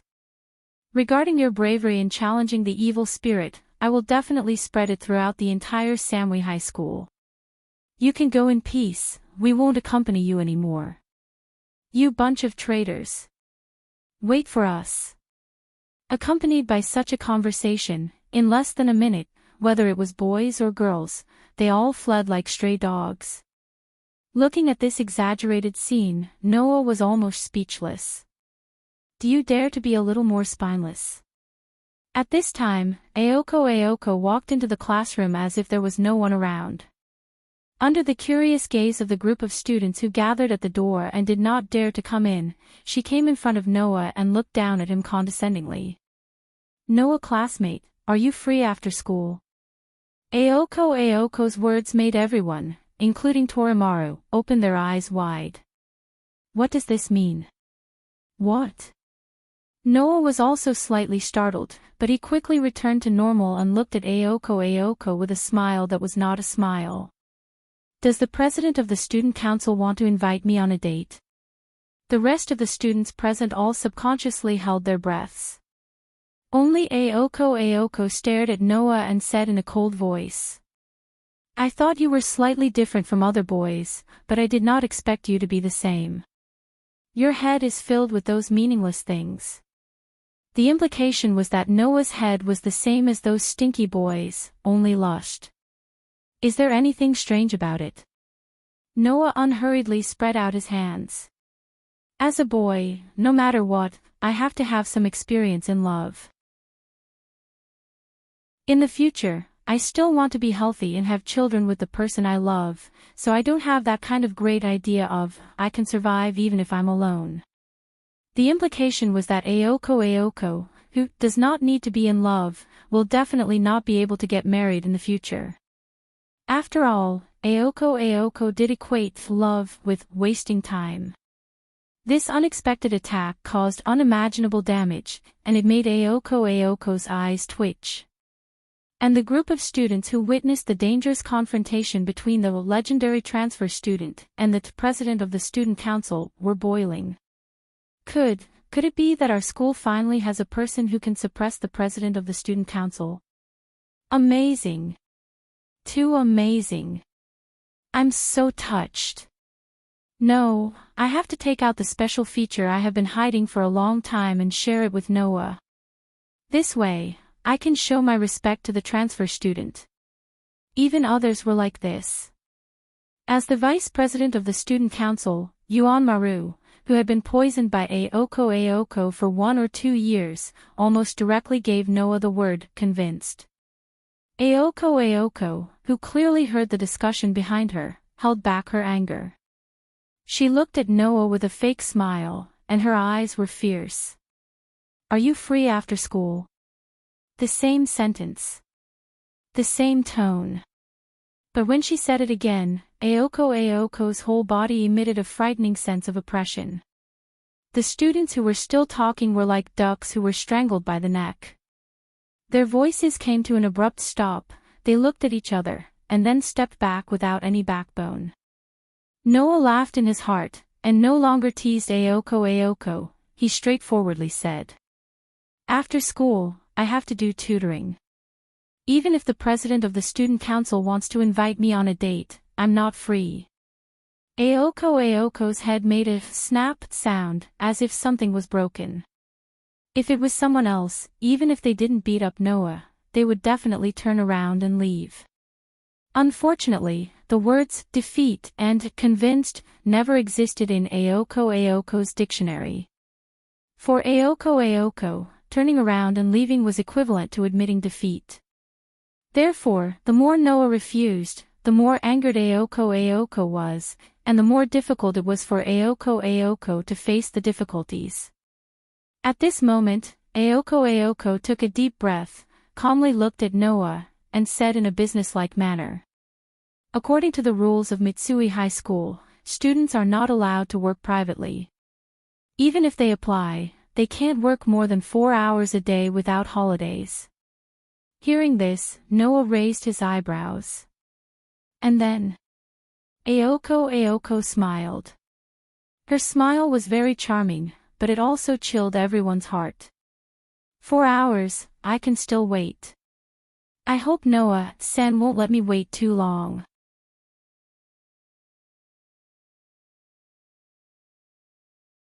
Chapter 292.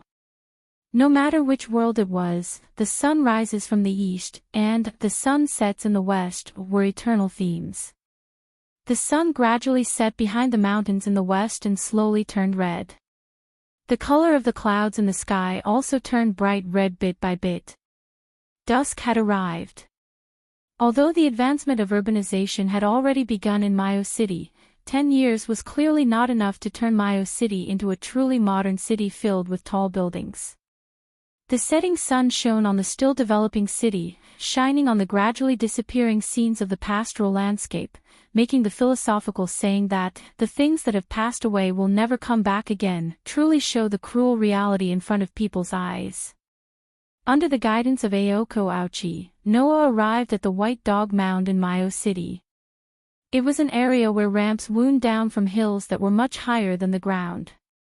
A long time ago, people believed that they should not live in places that were too high, so there were no signs of human habitation at a certain height. Similarly, the White Dog Mound was no exception, there were no houses on the hill.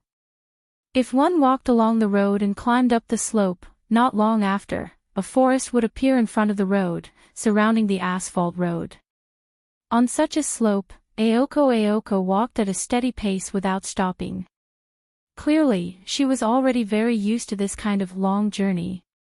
Beside Aoko, Noah walked along the slope with a calm expression.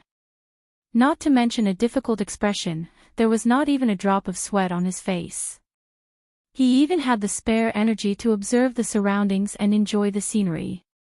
Although the physical ability was limited to the level of an ordinary person, the ordinary person here was naturally at a better level. If it was only climbing, it was not difficult for Noah at all. Not to mention, Noah also had the breathing technique that could quickly restore his physical strength and increase his endurance. Not to mention other things, his physical strength was definitely sufficient.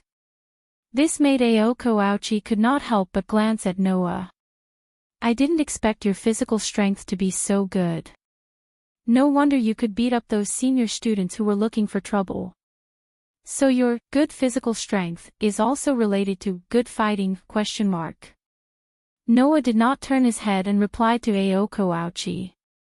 Besides, isn't your stamina pretty good too? I'm just used to it. Aoko's tone was quite casual, as if she was just brushing him off, but it was hard to get angry. Since you have such a good body, I'm even more relieved. Noah became suspicious. Rest assured. Aoko glanced at the confused Noah and smiled. You'll be glad that you have good stamina later. After saying that, Aoko turned her head away and stopped talking. She didn't want to talk to Noah anymore. She just continued to climb up the steep slope. Noah shook his head and followed. The ramp was indeed quite long. Even if they were to run, it would take about 20 minutes to reach the halfway point. Noah and Aoko Aozaki walked up the ramp at a steady pace. When the sky turned even redder, they arrived at their destination. Aoko brought Noah to an extremely old iron fence that was surrounded by walls and vines. Aoko extended her hand and pushed it open. Noah was not surprised to see that Aoko had stopped in front of Aoko. Noah could see it. Behind the iron fence, there was a grassland covered with weeds in what was supposed to be a courtyard. There were trees planted in the courtyard, but those trees were not green willows. Instead, they were old trees that seemed to have withered. The surroundings were gloomy, and there was even fog in the courtyard. It was like a haunted house, which made people feel numb. What made people feel even more numb was that between the gaps of the trees in the courtyard, there was a path that extended forward until it reached the front of a manor house. It was a manor house that looked quite luxurious but exuded an ancient aura. Its scale was comparable to an average villa. There was a manor house in such a creepy place. It was believed that if people who did not know about it came here, they would definitely think it was a haunted house and leave screaming. Although Noah would not scream and leave, he still felt very strange that Aoko had brought him here. Where is this? Originally, Noah did not expect Aoko to give a reliable answer. However, when Aoko answered, Noah realized that the answer was surprisingly reliable, and it could make everyone speechless. Aoko Aozaki only said 2 words. My home. Your home. Noah looked at Aoko with a different expression. It was as if he was looking at a mentally ill person. Although I know that you are used to acting alone, I didn't expect you to have such a unique taste. I won't comment. Although he said that, Noah's eyes were fixed on the manor house.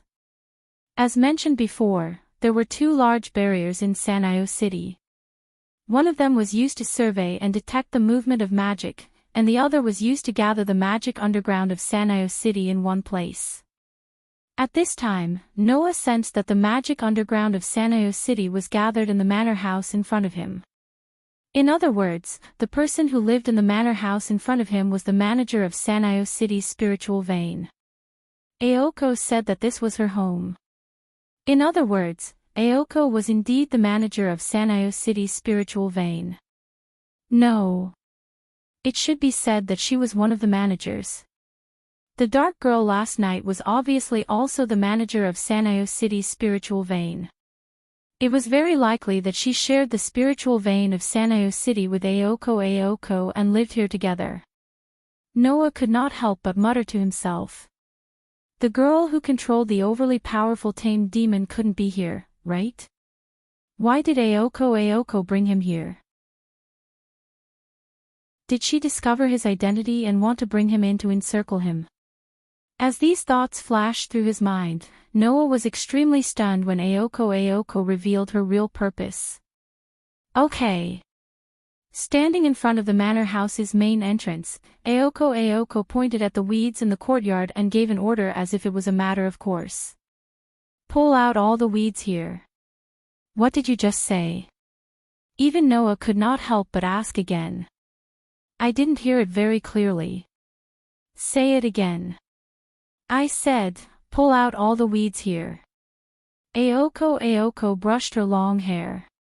Her words and actions were very natural, as if she was saying, it's time to eat.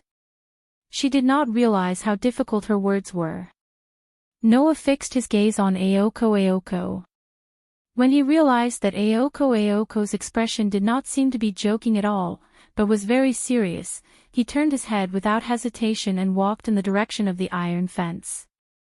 However, after walking for a short while, Noah's body suddenly paused. Immediately, he took a small step to the left. Whoosh!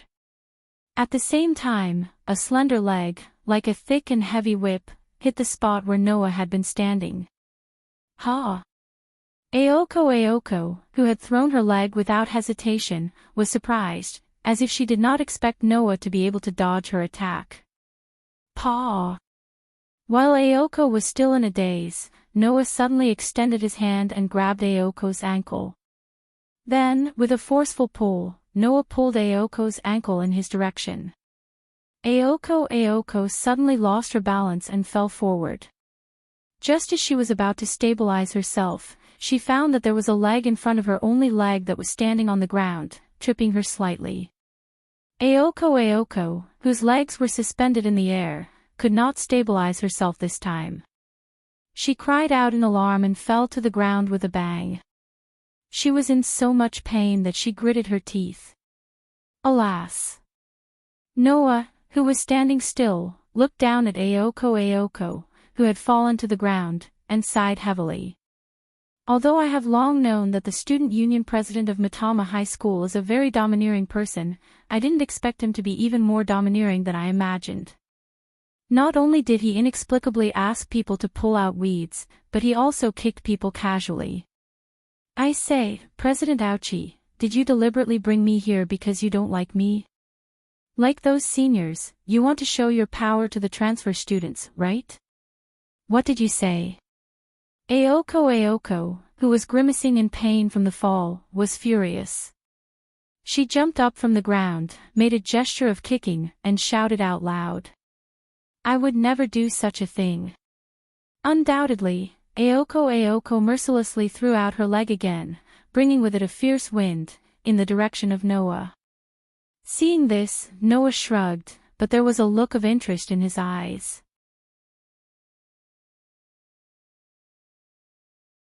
Chapter 293. Paw dash. Goo dash. A muffled sound was heard, followed by a muffled groan. Aoko, who was once again thrown to the ground by him, looked at him as if he was her enemy. Her face was full of stubbornness, and Noah couldn't help but feel amused. I say, President Aoko, you're not my opponent, shouldn't you stop? Who are you saying is not your opponent? Aoko stood up from the ground, but she felt like her whole body was about to fall apart, and her heart was filled with hatred. Aoko Aozaki was a magician. Aoko thought that she hid this matter well, but she didn't know that this matter was already known by the boy in front of her who she hated to the core. If it was magic, Aoko certainly wouldn't lose to Noah, who was an ordinary person. However, the essence of magic was to hide. If an ordinary person witnessed the existence of magic, the magician who exposed the existence of magic must eliminate the witnesses. Aoko hated Noah to the core, but that was only anger, and not to the point where she wanted to kill Noah. Therefore, without exposing the existence of magic, if Aoko wanted to teach Noah a lesson, she naturally had to rely on ordinary means. Originally, Aoko also knew some fighting skills. Otherwise, the students of Mitsui High School would not be so afraid of her. It was because of these fighting techniques that Ayako was able to kick the former student council president, who had tried to pursue her and stalk her, out of her mind when she had just entered Sani High School. Ayako then applied to transfer to another school. With this great deed, Aoko's pursuers in Muran High School finally didn't dare to bother her anymore, and they were afraid of her like a tiger. I'm afraid that this was the reason why Orimara gave such exaggerated advice to Noah, who was planning to pursue Aoko Aozaki, because he thought that it was him. Unfortunately, this fighting technique was no different from a child playing with mud in the eyes of Noah, whose fighting skills and fighting experience had long surpassed God. If it weren't for Noah deliberately controlling his strength, and deliberately changing her landing posture when she fell, so that Aoko would only feel a little pain and not be injured, she would have more or less suffered some superficial wounds. You still want to fight? Seeing that Aoko was about to rush up again, the smile on Noah's face disappeared little by little, and he finally had a headache. President Aoko, I heard that you hate people who pester you. What you're doing now is no different from pestering someone. Aoko was furious. But Aoko had to admit that she knew that she was no match for him, but she still rushed up to him like a pester. Aoko, who had nothing to say, could only glare at Noah. Her eyes were on the verge of spitting fire. In Aoko's heart, Noah must have become a hateful and loathsome person, just like the person who killed her father. Not fighting anymore. Noah shrugged. Then I'm leaving. Wait. Aoko Aozaki shouted. Pull out all the weeds before you leave. As soon as these words came out, Noah looked at Aoko as if he was looking at a crazy person. Are you sure you're serious? Aoko's expression changed. After a while, she finally put away her posture and looked straight at Noah with a sullen face. I understand. I didn't make it clear. I apologize. Aoko's tone returned to her usual indifferent and businesslike manner. Noah knew that Aoko had calmed down, so he didn't rush to leave. He stood there and looked at Aoko, indicating that she should explain. As you can see, there are indeed a lot of weeds here. My roommate and I want to tidy up this place.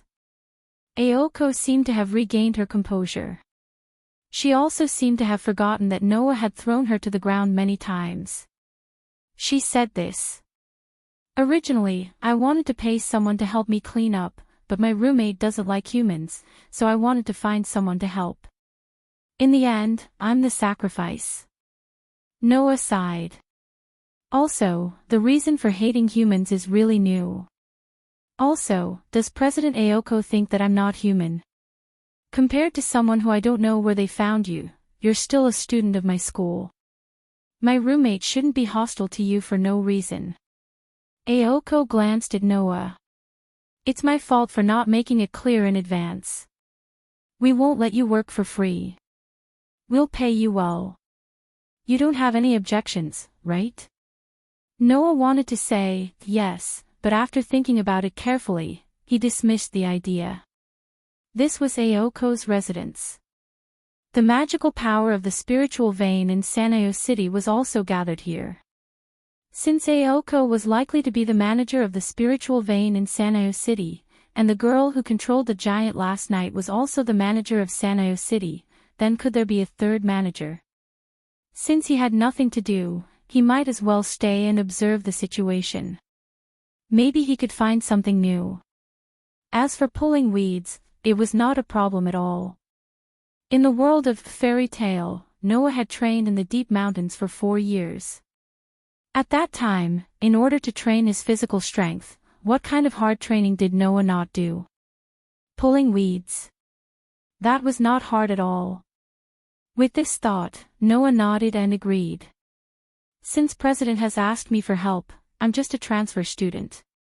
If I don't help, I might be bullied. It's better to be sensible. Aoko's mouth twitched. She kept telling herself not to be angry. If she was angry, she would fall into the enemy's trap and be led by the nose. Oh, right, Noah, who was squatting down and preparing to pull weeds, turned around and smiled at Aoko. Remember the pay you mentioned? Aoko's temples were bulging with veins. She clenched her fists tightly and her delicate body trembled. In the end, she realized that she could not control her anger at all, so she decided to just ignore it. I hope you can finish before the sky turns dark. Just as Aoko was about to enter the manor house, she seemed to have thought of something. She turned around and said to Noah in annoyance, "Don't worry. Also, no matter what, don't come into the mansion. Not even one step, if you still care about your life." Aoko left behind these words that were either a threat or a threat. She angrily entered the mansion and slammed the door. Noah, who had been watching Aoko enter the mansion, couldn't help but laugh. Noah's personality had always been to be in control. If others wanted to be domineering, Noah would be even more domineering. Therefore, when facing Aoko, who was also domineering, Noah couldn't help but want to tease her and suppress her. This naturally made Aoko, who was also domineering, hate Noah to the core. However, Noah didn't hate Aoko. After all, no matter how angry or domineering she was, Aoko had a good heart. Otherwise, after being bullied by Noah, Aoko wouldn't have remembered to warn Noah not to enter the mansion. The people living in the mansion were magicians. It wouldn't be strange to be killed if one broke into a magician's territory. Aoko still remembered to warn Noah. Wasn't this enough to prove that Aoko had a good heart? Seeing that you're thinking about me, I'll go easy on you next time. Noah laughed and shook his head. He rolled up the sleeves of his uniform. Before he started to pull out the weeds in the courtyard, he raised his eyes and looked at the sky. The corner of his mouth curved into a mischievous smile. Clap, clap, clap, clap. In the sky above the mansion, a flock of gray starlings flapped their wings and hovered above the mansion. They stayed on the roof for a while, then flew up again. They hovered above the mansion and didn't leave the range of the mansion. This flock of gray starlings was the flock of magical birds that came to the forest when Noah first came to this world and touched the barrier of Sanio City. They weren't ordinary birds, but familiars. This flock of gray starlings was probably the manager of Sanio City's spirit vein, Aoko, or perhaps the girl who controlled the giant used to investigate. That meant that even if it seemed like Noah was the only one left, one of the magicians in the mansion was also monitoring Noah. Things are getting more and more interesting. Chapter 294. The night came quietly. At that moment, the haunted house-like mansion was lit up with some lights. The lights shone on the courtyard that was surrounded by dead trees, bringing some light to it. In the courtyard, there were many black garbage bags filled with weeds piled up. At first glance, there were at least 10 or 20 of them. These black garbage bags were all filled with weeds. One could imagine how many weeds there were here. Noah, who had put on a pair of rough white gloves at some point in time, pulled out the last handful of weeds and stuffed them all into the garbage bag in his hand. Without panting or blushing, he patted the gloves that stirred up waves of dust. Not long after Noah began to pull out the weeds, Aoko came out of the mansion and threw a pair of gloves to Noah. Even though Aoko was very cold at that time, there was still no way to hide the fact that she was kind enough to give gloves to her enemy. This made Noah feel that Aoko was the kind of girl who had a sharp tongue but a soft heart. But, it seems like there are a lot of weeds here. Noah looked at the pile of garbage bags in front of him, which was taller than him, and was a little speechless. How long has it been since someone came here to do maintenance? As if to specifically respond to Noah's question, a lukewarm voice sounded from behind Noah. Yeah, I also want to know how long it has been since someone came here to do maintenance. Accompanied by such a voice, the sound of footsteps began to approach Noah. And there were 2 of them. Noah's face was not surprised. Obviously, he had already noticed that someone was approaching him from behind. He immediately turned around and looked behind him. What appeared in front of Noah were two equally breathtakingly beautiful girls. The one walking in front was naturally Aoko's unique posture was unique. Aoko changed out of her uniform into casual clothes, and her full appearance was exposed to Noah. She was wearing a white cashmere sweater and a black pleated skirt. Her high socks and snow boots were the first to enter Noah's field of vision, as if she was deliberately showing off her presence. In addition, Aoko Aozaki was holding a down jacket in her hand, which was also white. Aoko did have the capital to attract a large group of suitors. Aoko already had a beautiful face and a good figure. Coupled with her straightforward personality, if she wasn't so violent, her suitors would have filled up the entire slope of the White Dog catacombs. However, Noah turned his attention to the other young lady behind Aoko and stared at her gentle footsteps as she approached slowly. Compared with Aoko who exuded vitality, the girl behind her seemed to be in sharp contrast with Aoko. She was surrounded by a tranquil atmosphere. Delicate like a doll's appearance. White pearl-like skin. Slender like an animal's limbs, she was as petite as a doll. Her shoulder-length black hair swayed in the wind. His eyes were dark and deep. It was a girl darker than the night, but clearer than a lake. The person who came was the dark girl who controlled the giant last night. As Noah expected, the dark girl and Aoko lived together, and they were both managers of the Spirit Vein in Sanyo City. Accompanied by quiet footsteps, the dark girl once again appeared in front of Noah. Her pair of impressionable eyes without any emotion were staring at Noah. She was not afraid of Noah's gaze. If it was a young girl, even if she didn't have any strange thoughts in her heart, she would still unnaturally avoid looking at the opposite sex, right? But the girl did not have this concern at all. She looked at Noah. Although she was not sizing him up, Noah could feel that the girl in front of him was undoubtedly scrutinizing him. However, in the process of examining him, the young lady suddenly furrowed her brows and her dark eyes deepened as she looked at Noah. Being stared at by such a pair of empty cold eyes, it was believed that even an Iron Man would find it unbearable. Noah wasn't affected much, but he pretended to look away and smiled at Aoko Aozaki. "Is your friend in a bad mood?"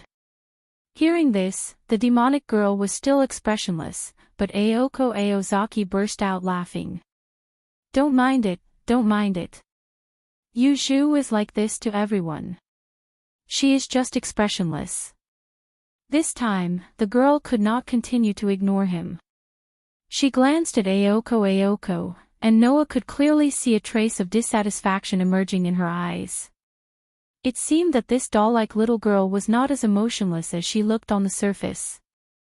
There was still a warm place in her heart. Her name was Yuju, right? Originally, Noah wanted to pretend that he did not know Yuju and greet her, but when he looked in Yuju's direction, his heart could not help but beat like a drum. Because, from beginning to end, Yuju had been staring at Noah with emotionless eyes, as if she could see some secret from Noah. Even if the other party was Noah, he could not bear this oppressive silence. This made Noah very puzzled. Could it be that she recognized him? Yuju. Aoko seemed to have noticed that Yuju's behavior was a little different from usual, but she did not ask Yuju anything. Instead, like Yuju, she looked at Noah and did not let go. Being stared at by two girls who were very charming in all aspects, Noah could not stay calm no matter how calm he was, and immediately frowned. "What are you two doing? Is there grass growing on my body?" Aoko silently looked at Yuju, but all she got in return was Yuju closing her eyes as if she had fallen asleep, which made Aoko sigh. "Don't blame me, I don't know what I'm doing now." "You're done." As if deliberately changing the topic, Aoko pointed to the black garbage bag pile. "You're quite capable." You actually finished it when it was dark. As if satisfied with Noah's performance, Aoko nodded. I'll give you the reward tomorrow at school. You can go back now. If you can take this garbage away, I'll be more grateful. That's all. After saying this, Aoko walked out of the room, minding her own business. On the side, Yuju opened her eyes and stared at Noah for a while, then followed behind Aoko and left the courtyard. Looking at Aoko and Yuju pushing open the iron fence and leaving without hesitation, Noah looked up thoughtfully. Paw paw paw paw. As expected, the gray birds flapped their wings and hovered in the sky. As long as Noah took one step closer to the mansion, these familiars would report the situation here to Aoko and Yuju, right?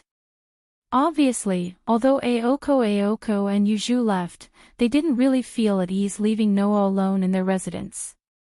However, it was already so late. Where were the two managers of Mayo City going?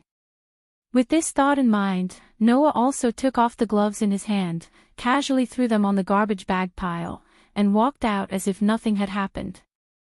There was no light on the ramp at night, making people afraid that some monsters would suddenly jump out from the forest next to them. What's wrong today? Walking on this slope that she had walked countless times, Aoko frowned and asked Yuju, who was beside her. Paying so much attention to those annoying humans. That doesn't seem like something you would do. I often do this when you're not here. Yuju didn't know if it was out of spite, or if it was really the case, but the expressionless Yuju responded softly. That person is your classmate. What? Aoko's expression became slightly serious. Is there a problem? Yuju was still pondering, and after a while, she shook her head. Nothing, just a little bit concerned. You actually care about someone you just met for the first time. Aoko was really surprised. Aoko was the only one who knew how cold her roommate was. At least, compared to Yuju, Aoko felt that she was more humane. And as if she was impatient with Aoko's shock, Yuju looked at Aoko with condemnation and changed the topic. Are you ready? You don't have to keep confirming. Since I said I'm ready, then I'm ready. Aoko's expression became serious, but immediately changed into stubbornness. I'll kill him.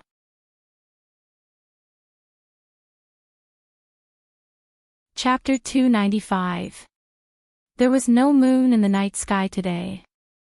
Thick layers of dark clouds covered the entire dark night sky, shielding all the light sources in the sky on the other side. Who? The bone-piercing cold wind seemed to want to freeze everything, bringing along an unbearable low temperature, pervading every corner of Mayo City. Da-da-da. Accompanied by the sound of powerful footsteps, at the end of the cold wind, two girls as dark as the night slowly walked out. Braving the bone-piercing cold wind, they arrived at a ruin. We're here. Yuju was the first to stop her footsteps, and even closed her eyes, as if she didn't want to be associated with Aoko, retreating to the side. Compared to the expressionless Yuju, Aoko's expression was a lot more tense. Her face was full of a grim expression, and her usually fierce eyes were filled with a sinister expression. Her appearance was as if she was about to step into a battlefield. Is it here? Aoko looked straight ahead, and asked without turning her head. According to the boundary, the location of the intruders is here. One of them. Yuju said indifferently. The other two were in the forest, but they've already been dealt with. Yuju was naturally referring to the two men who hid in the dark and launched a sneak attack last night, putting Yuju in danger. In this world, magicians were not so much a group of people who controlled power, but rather a group of people who researched power. The fundamental goal of magicians was to reach the source, and magic was only a means to achieve this goal. Therefore, magicians weren't necessarily strong, but they were definitely researchers. In order to research magic, magicians would usually choose a spiritual vein as their base of operations. With the support of a spiritual vein, magicians had a great advantage. For example, performing magic, setting up boundaries, preventing outsiders from entering, accumulating magic power, and so on. All of these were of great help to magicians. In addition, magicians spent more than half of their life on research, and some of the topics related to magic couldn't be separated from the support of magic power. In the case of limited magic power, the progress of research would be greatly limited. In this way, a spiritual vein with a large amount of magic power would naturally be in high demand. However, the spiritual veins in this world were either owned by a magician group for the purpose of researching magic, the Magic Association, or managed by the most prestigious magician family. Magicians from outside couldn't borrow the power of a spiritual vein. There were only 3 ways for magicians to borrow the power of a spiritual vein. 1. Apply to the Magic Association for the right to use the spiritual vein. 2. Reach an agreement with the magician family managing the spiritual vein to borrow the power of the spiritual vein. 3. Rob the spiritual vein. Aoko Aozaki and Yuju were currently encountering the third type of situation, which was a foreign magician who had come to snatch the spirit vein. The 2 fisheye men from yesterday were also one of them. The enemy they were about to encounter tonight was also one of them. As for Noah who hid his identity, Aoko didn't know of his existence. Yuju also didn't say anything about what happened last night, intentionally or unintentionally hiding the matter of Noah. Unexpectedly in such a conspicuous place. Aoko, who didn't know this, nodded heavily. She looked around the ruins and fixed her eyes on the road not far away. She was speechless. Yuju, has the boundary been set up? Yuju didn't speak. Aoko knew that with Yuju's personality, she might have already set up a boundary when she arrived at the scene. Although it wasn't a big deal, it was a pity that Aoko was just an apprentice magician. Aoko had been learning magic for about 1.5 years, not even 2 years. Compared to Aoko, Yuju had been practicing magic since she was a child and was now an outstanding magician who could take charge of her own tasks. Compared to Aoko, who was still a novice magician, Yuju was a true magician. She had always followed the rules of a magician, to the point that she was rigid in her actions.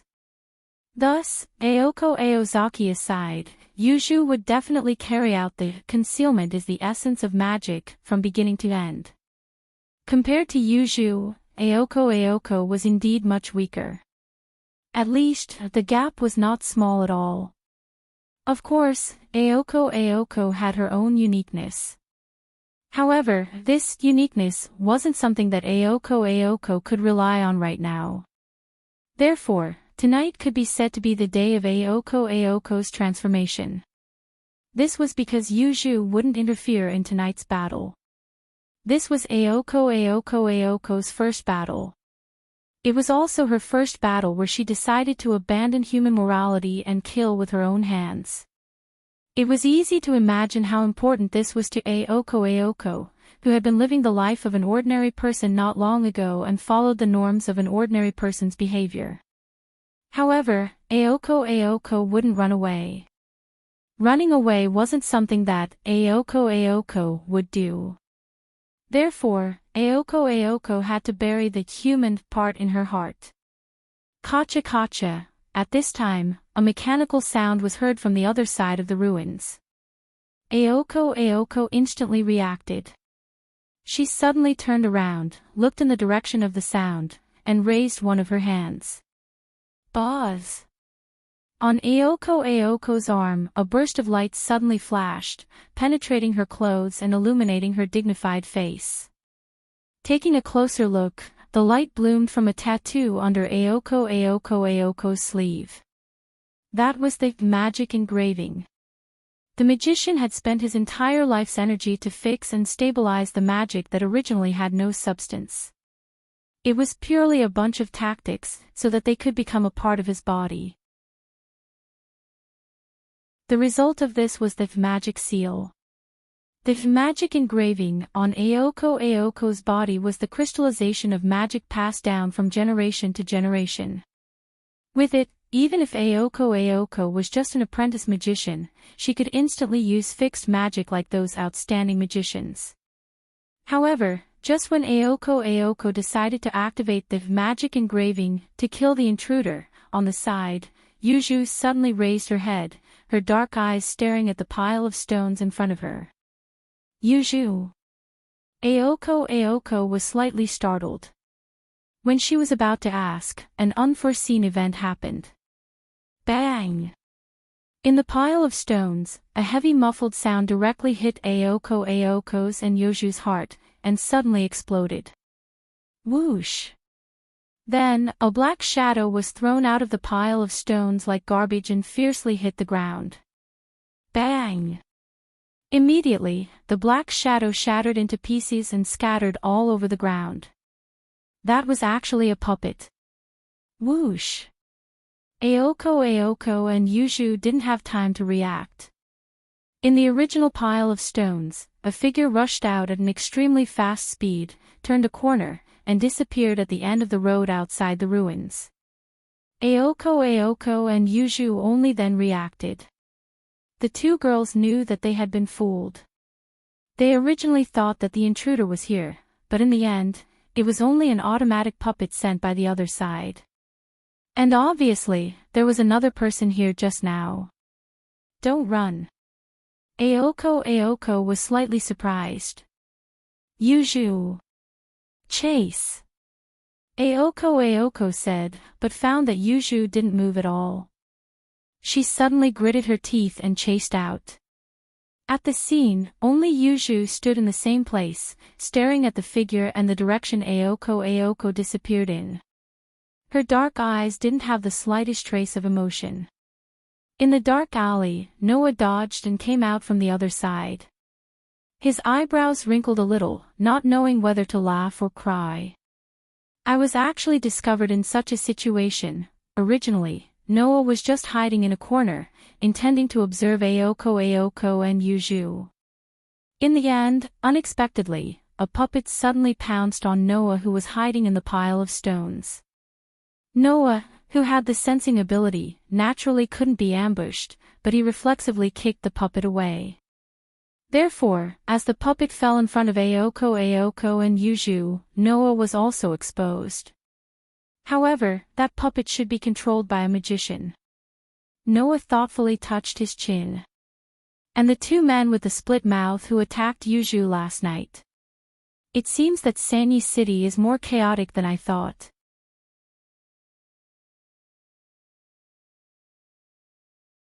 Chapter 296. Ha. Ha. Ha. Ha. Aoko, who had exhausted a lot of stamina from running, couldn't help but gasp for air. She tugged at the collar of her down jacket and scanned her surroundings. Where did he go? Why didn't the barrier react? Although Aoko didn't know what exactly happened, she could guess it with a little bit of effort. Just now, there must have been a third person hiding in the dark. For some reason, he got rid of the automaton and then turned to run. Needless to say, there must be a magician controlling the automaton, and that magician was the person Aoko and Yuju were going to deal with tonight. But now, it was one thing for the owner of the doll to not appear. At most, it would mean that the owner had sent the doll out to fool Aoko and Yuju. But what was up with this other person who had mysteriously jumped out of nowhere? The barrier didn't react, right? In other words, there was no magic on the other party. Could it be that the person who got rid of the automaton was an ordinary person? Aoko, who had such a thought in her mind, felt her heart turn cold. Aoko wasn't surprised that an ordinary person got rid of an automaton controlled by a magician. After all, automatons were similar to familiars. They both served their masters and were objects of their masters. However, there were strong and weak familiars. The strong ones, like the giant controlled by Yuju, where at least 80 to 90% of magicians couldn't do anything to it. The weak ones, like the gray starling, were only used for detection, but their strength was not much stronger than ordinary birds. If they were caught, they could be crushed in minutes. It was the same for automatons. It wasn't strange that an ordinary person could get rid of them. It was because of this that Noah, who didn't release his power, was able to send it flying with a kick and let it smash into pieces without much effort. Damn it! Aoko clenched her fists and stood up in anger. It better not be an ordinary person. Aoko had never killed anyone before. Tonight, she was determined to kill the intruder, but who would have thought that such an episode would happen? If the person he was killing was magician, it would be fine. After all, both sides were gambling with their lives. But to kill ordinary people in order to hide the existence of magic, that would be harming the innocent. Aoko Aozaki was not a person with a strong sense of justice. But at the same time, Aoko Aozaki wasn't someone who would disregard human lives. No matter what, Aoko Aozaki was just an ordinary human 2 years ago. Therefore, Aoko's first reaction was to resist such a method. It better not be an ordinary person. Aoko could only pray. Noah, who was hiding in a nearby alley, saw Aoko's anxious appearance and a smile flashed across his eyes. Just as he was about to hide in the dark, he suddenly stopped. Hoo-hoo. At this moment, the two black shadows were like rapidly bouncing rubber balls. With a swift and fierce sound of wind, they rose and fell a few times, streaking across space, and pounced towards Noah who had his back facing them. Slap! Without the slightest hesitation, Noah stomped hard on the ground and dodged aside by a hair's breadth. Gotcha! Gotcha! This was the sound of a huge beast opening and closing its mouth full of sharp teeth. The two ball-like black shadows suddenly fell on the spot where Noah was just a moment ago. Their bodies began to split evenly from the middle and turned into two sharp crocodiles. They bit down viciously at Noah's position, causing some sparks to fly. If Noah had stayed in that place just now, he would definitely have been bitten by the two sharp mouths of the crocodiles in front of him, regardless of the consequences. Noah, who had steadied himself, finally saw the full appearance of the two black shadows. They had the appearance of pigs, but their bodies were covered with stitches and stitches like dolls. Their bodies were about 1 meter long. He dodged it. He dodged it. He dodged it. The two little pigs were suspended in midair. Their bodies were moving back and forth without any pattern. Two noises could be heard from their bodies. How could he dodge it? How could he run? Wouldn't it be better if he let us eat him? Wouldn't it be better if he let us bite him? Master is going to scold us for being useless again. It's all your fault. It's all your fault. Noises that were comparable to noises kept coming out from the two little pigs who were talking to themselves, which surprised Noah a little. Are these also familiars? Just as the voice fell, a burst of chaotic footsteps came from afar, making Noah's heart feel bad. He quickly wanted to leave. Don't go. Don't go. Don't go. Don't go. The two noisy piglets jumped down from the air and blocked Noah's path, making Noah helplessly stop. The sound of footsteps came to an abrupt end. You. Aoko, who was standing at the entrance of the alley, looked at Noah who was blocked by the two piglets. Her pale eyes first flashed with a touch of astonishment, followed by disbelief, and finally turned into coldness and awareness. She looked straight at Noah, her pretty face congealed, and her voice was emotionless. I didn't expect it to be you, Noah-san, your luck is really bad. Noah, who had seen Aoko adjust her emotions in a short time, felt admiration and helplessness in his heart. In the end, was he still exposed? Of course, for Noah, it was best if he could not expose his identity. Even if he did, it was not a big deal. Therefore, Noah relaxed his body and very casually greeted Aoko. "Hello, President." It was as if he had met an acquaintance by chance on the road, extremely natural. This infuriated Ayako Aozaki. "Yes, I am very good, very good." Aoko's expression gradually became cold. "But, unfortunately, Noah-san, you are not very good." "You are wrong, President." Noah shrugged. "I will be very good, even if someone is not good, it is not destined to be me." While saying this, Noah tilted his head and looked behind Ayako. "Could it be that Miss Yuju also wants me to be bad?" Under Noah's gaze, Yuju, whose whole body was wrapped in pitch-black clothes, slowly walked over. Her pair of dark eyes were as empty as before, and she was firmly silent, not saying a word. Coming. We are going to be scolded. We are going to be scolded."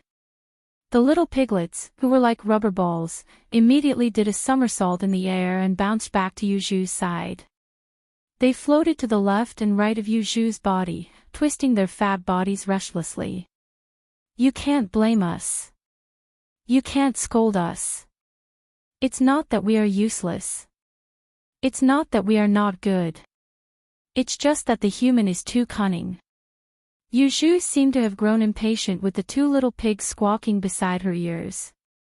She closed her eyes, and the two little pigs' voices immediately followed her body. Like mist, they disappeared without any warning. Then, Yuju reopened her eyes and looked at Noah. "You are the person from last night." Hearing Yuju's words, Ayako was stunned for a moment. Then, she reacted and looked at Noah with a sinister expression. "You are also a magician." Hearing this, Noah raised his eyebrows and smiled. Bang! As if a dam that had been blocked for a long time was opened in an instant, the stormy waves of magic turned into a torrential airflow, bursting out from Noah's body. The surging magic airflow turned into a gust of wind. The gust of wind turned into a storm. The storm turned into a substantial impact, suddenly attacking in all directions, stirring up a thick cloud of dust, spreading like thunder. Ayako and Yuju, one was shocked, the other was shocked. They both raised their hands and blocked in front of themselves. The way they looked at Noah had changed. "Is this magic? Impossible, right? Can a human have such a degree of magic?" While the black-clothed Yuju was shocked, she finally confirmed the identity of the other party. This magic aura, Yuju could not be wrong. It was exactly the same as the person who had a short confrontation with Yuju last night and saved her life. Ayako bit her lips and stared at Noah. With such a strong magic, how did he manage to deceive the detection of the barrier?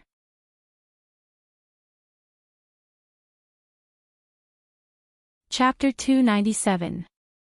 The creator of Sanayo City's barrier wasn't Ayako or Yuju, but the Ayako family, Ayoko's grandfather, who was responsible for managing the spirit vein in Sanayo City. The Ayako family was responsible for managing the spirit vein in Sanayo City, so they were very good at managing the spirit vein and resisting outsiders. In addition, the creator of Sanayo City's barrier was the previous manager of the spirit vein in the Ayako family. In theory, if it wasn't a magician more capable than Ayoko's grandfather, then it was impossible to break the barrier in Sanayo City. However, the more outstanding a magician was, the more difficult it was to completely hide their magic power. Not to mention, Noah, who casually squandered his magic power and released it in the most wasteful way for no reason, had a smile on his face, but in terms of magic power, he was already inhumanly strong. With such a degree of magic power, it would be very difficult to hide even a part of it. Ayako and Yuju didn't believe that such magic power could be hidden so perfectly in such a sensitive barrier. Even Ayako, who they met almost every day at school, didn't notice it. Of course, the two girls didn't know that Noah actually didn't have a way to completely hide his magic power, or rather, Noah didn't know how to hide his magic power at all.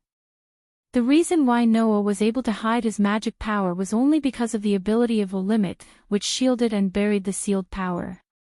If he hadn't come to this world, Noah wouldn't have known that limit had such an additional ability. Therefore, Noah's answer to Aoko's words was also the same. It's just a little trick, President Sama, don't mind it. Aoko wanted to refute Noah, but in the end, she held back. Yuju didn't move and didn't say anything more. In any case, it was a fact that this boy of the same age was an enemy. It was useless to say anything more. Stomp. With a loud stomp, Aoko suddenly took a step back and stretched out her hand to Noah. Connect. Like a spell, the word Aoko spat out directly turned into a key and opened the power in Aoko's body.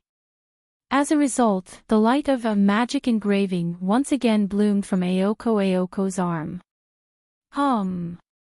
A mechanical sound similar to that of an engine echoed from the arm that was emitting an ominous azure light. Witnessing all this happened, the smile on Noah's face gradually disappeared, and after a long while, he sighed. You really chose to make a move. Shut up. Aoko pointed her hand at Noah as if she was pointing a gun at him. She yelled angrily. I've been wanting to give you a good beating for a long time. The patterns bullet, SSS gun, S revolus. For SS, the S in SSS, S, bang, bang, bang, bang, bang. In the next moment, the sound was almost the same as the sound of a gun, but it was unusually loud, and turned into an echo. Accompanied by the faint blue light, it rubbed against the air, cut through space, and violently shot out. The faint blue flashes were extremely bright and dazzling light bullets. Or it could be called magic bullet. Whoosh, whoosh, whoosh, whoosh, whoosh. In the sharp sound of breaking through the air, the faint blue magic bullet turned into a faint blue light, and mercilessly fell in Noah's direction. His vision was filled with phosphorescent light. Looking at the magic bullet rapidly approaching, Noah just calmly raised his hand. Hum. The scabbard that released a golden light flashed from Noah's hand, and in the light, it disintegrated into pieces of dreamlike crystal, forming a beehive-like barrier in front of Noah. The faint blue magic bullet heavily landed on the dreamlike barrier. Bang, bang, bang, bang, bang. In the midst of the muffled sound, the light bullets formed by magic power exploded on the dreamlike barrier, turning into beautiful blue sparks, stirring up bursts of smoke and dust, and beautifully dissipating like fireworks. No way. Aoko, whose arm was still flickering with faint blue light, was stunned. It was not that Aoko was very confident in her magic bullet. She had already expected that the magic bullet alone wouldn't have much of an effect against an opponent with such a vast amount of magic power. However, Aoko really didn't expect that it would be completely ineffective. Aoko, don't be impulsive. On the side, the motionless Yuju frowned, and stared at the dreamlike barrier in front of Noah. That's not an ordinary wall, you can't break it. Wall? Aoko was startled. Oh. Did you notice? Noah, whose whole body was protected by the dreamlike crystal barrier, slightly raised the corner of his mouth. That's right.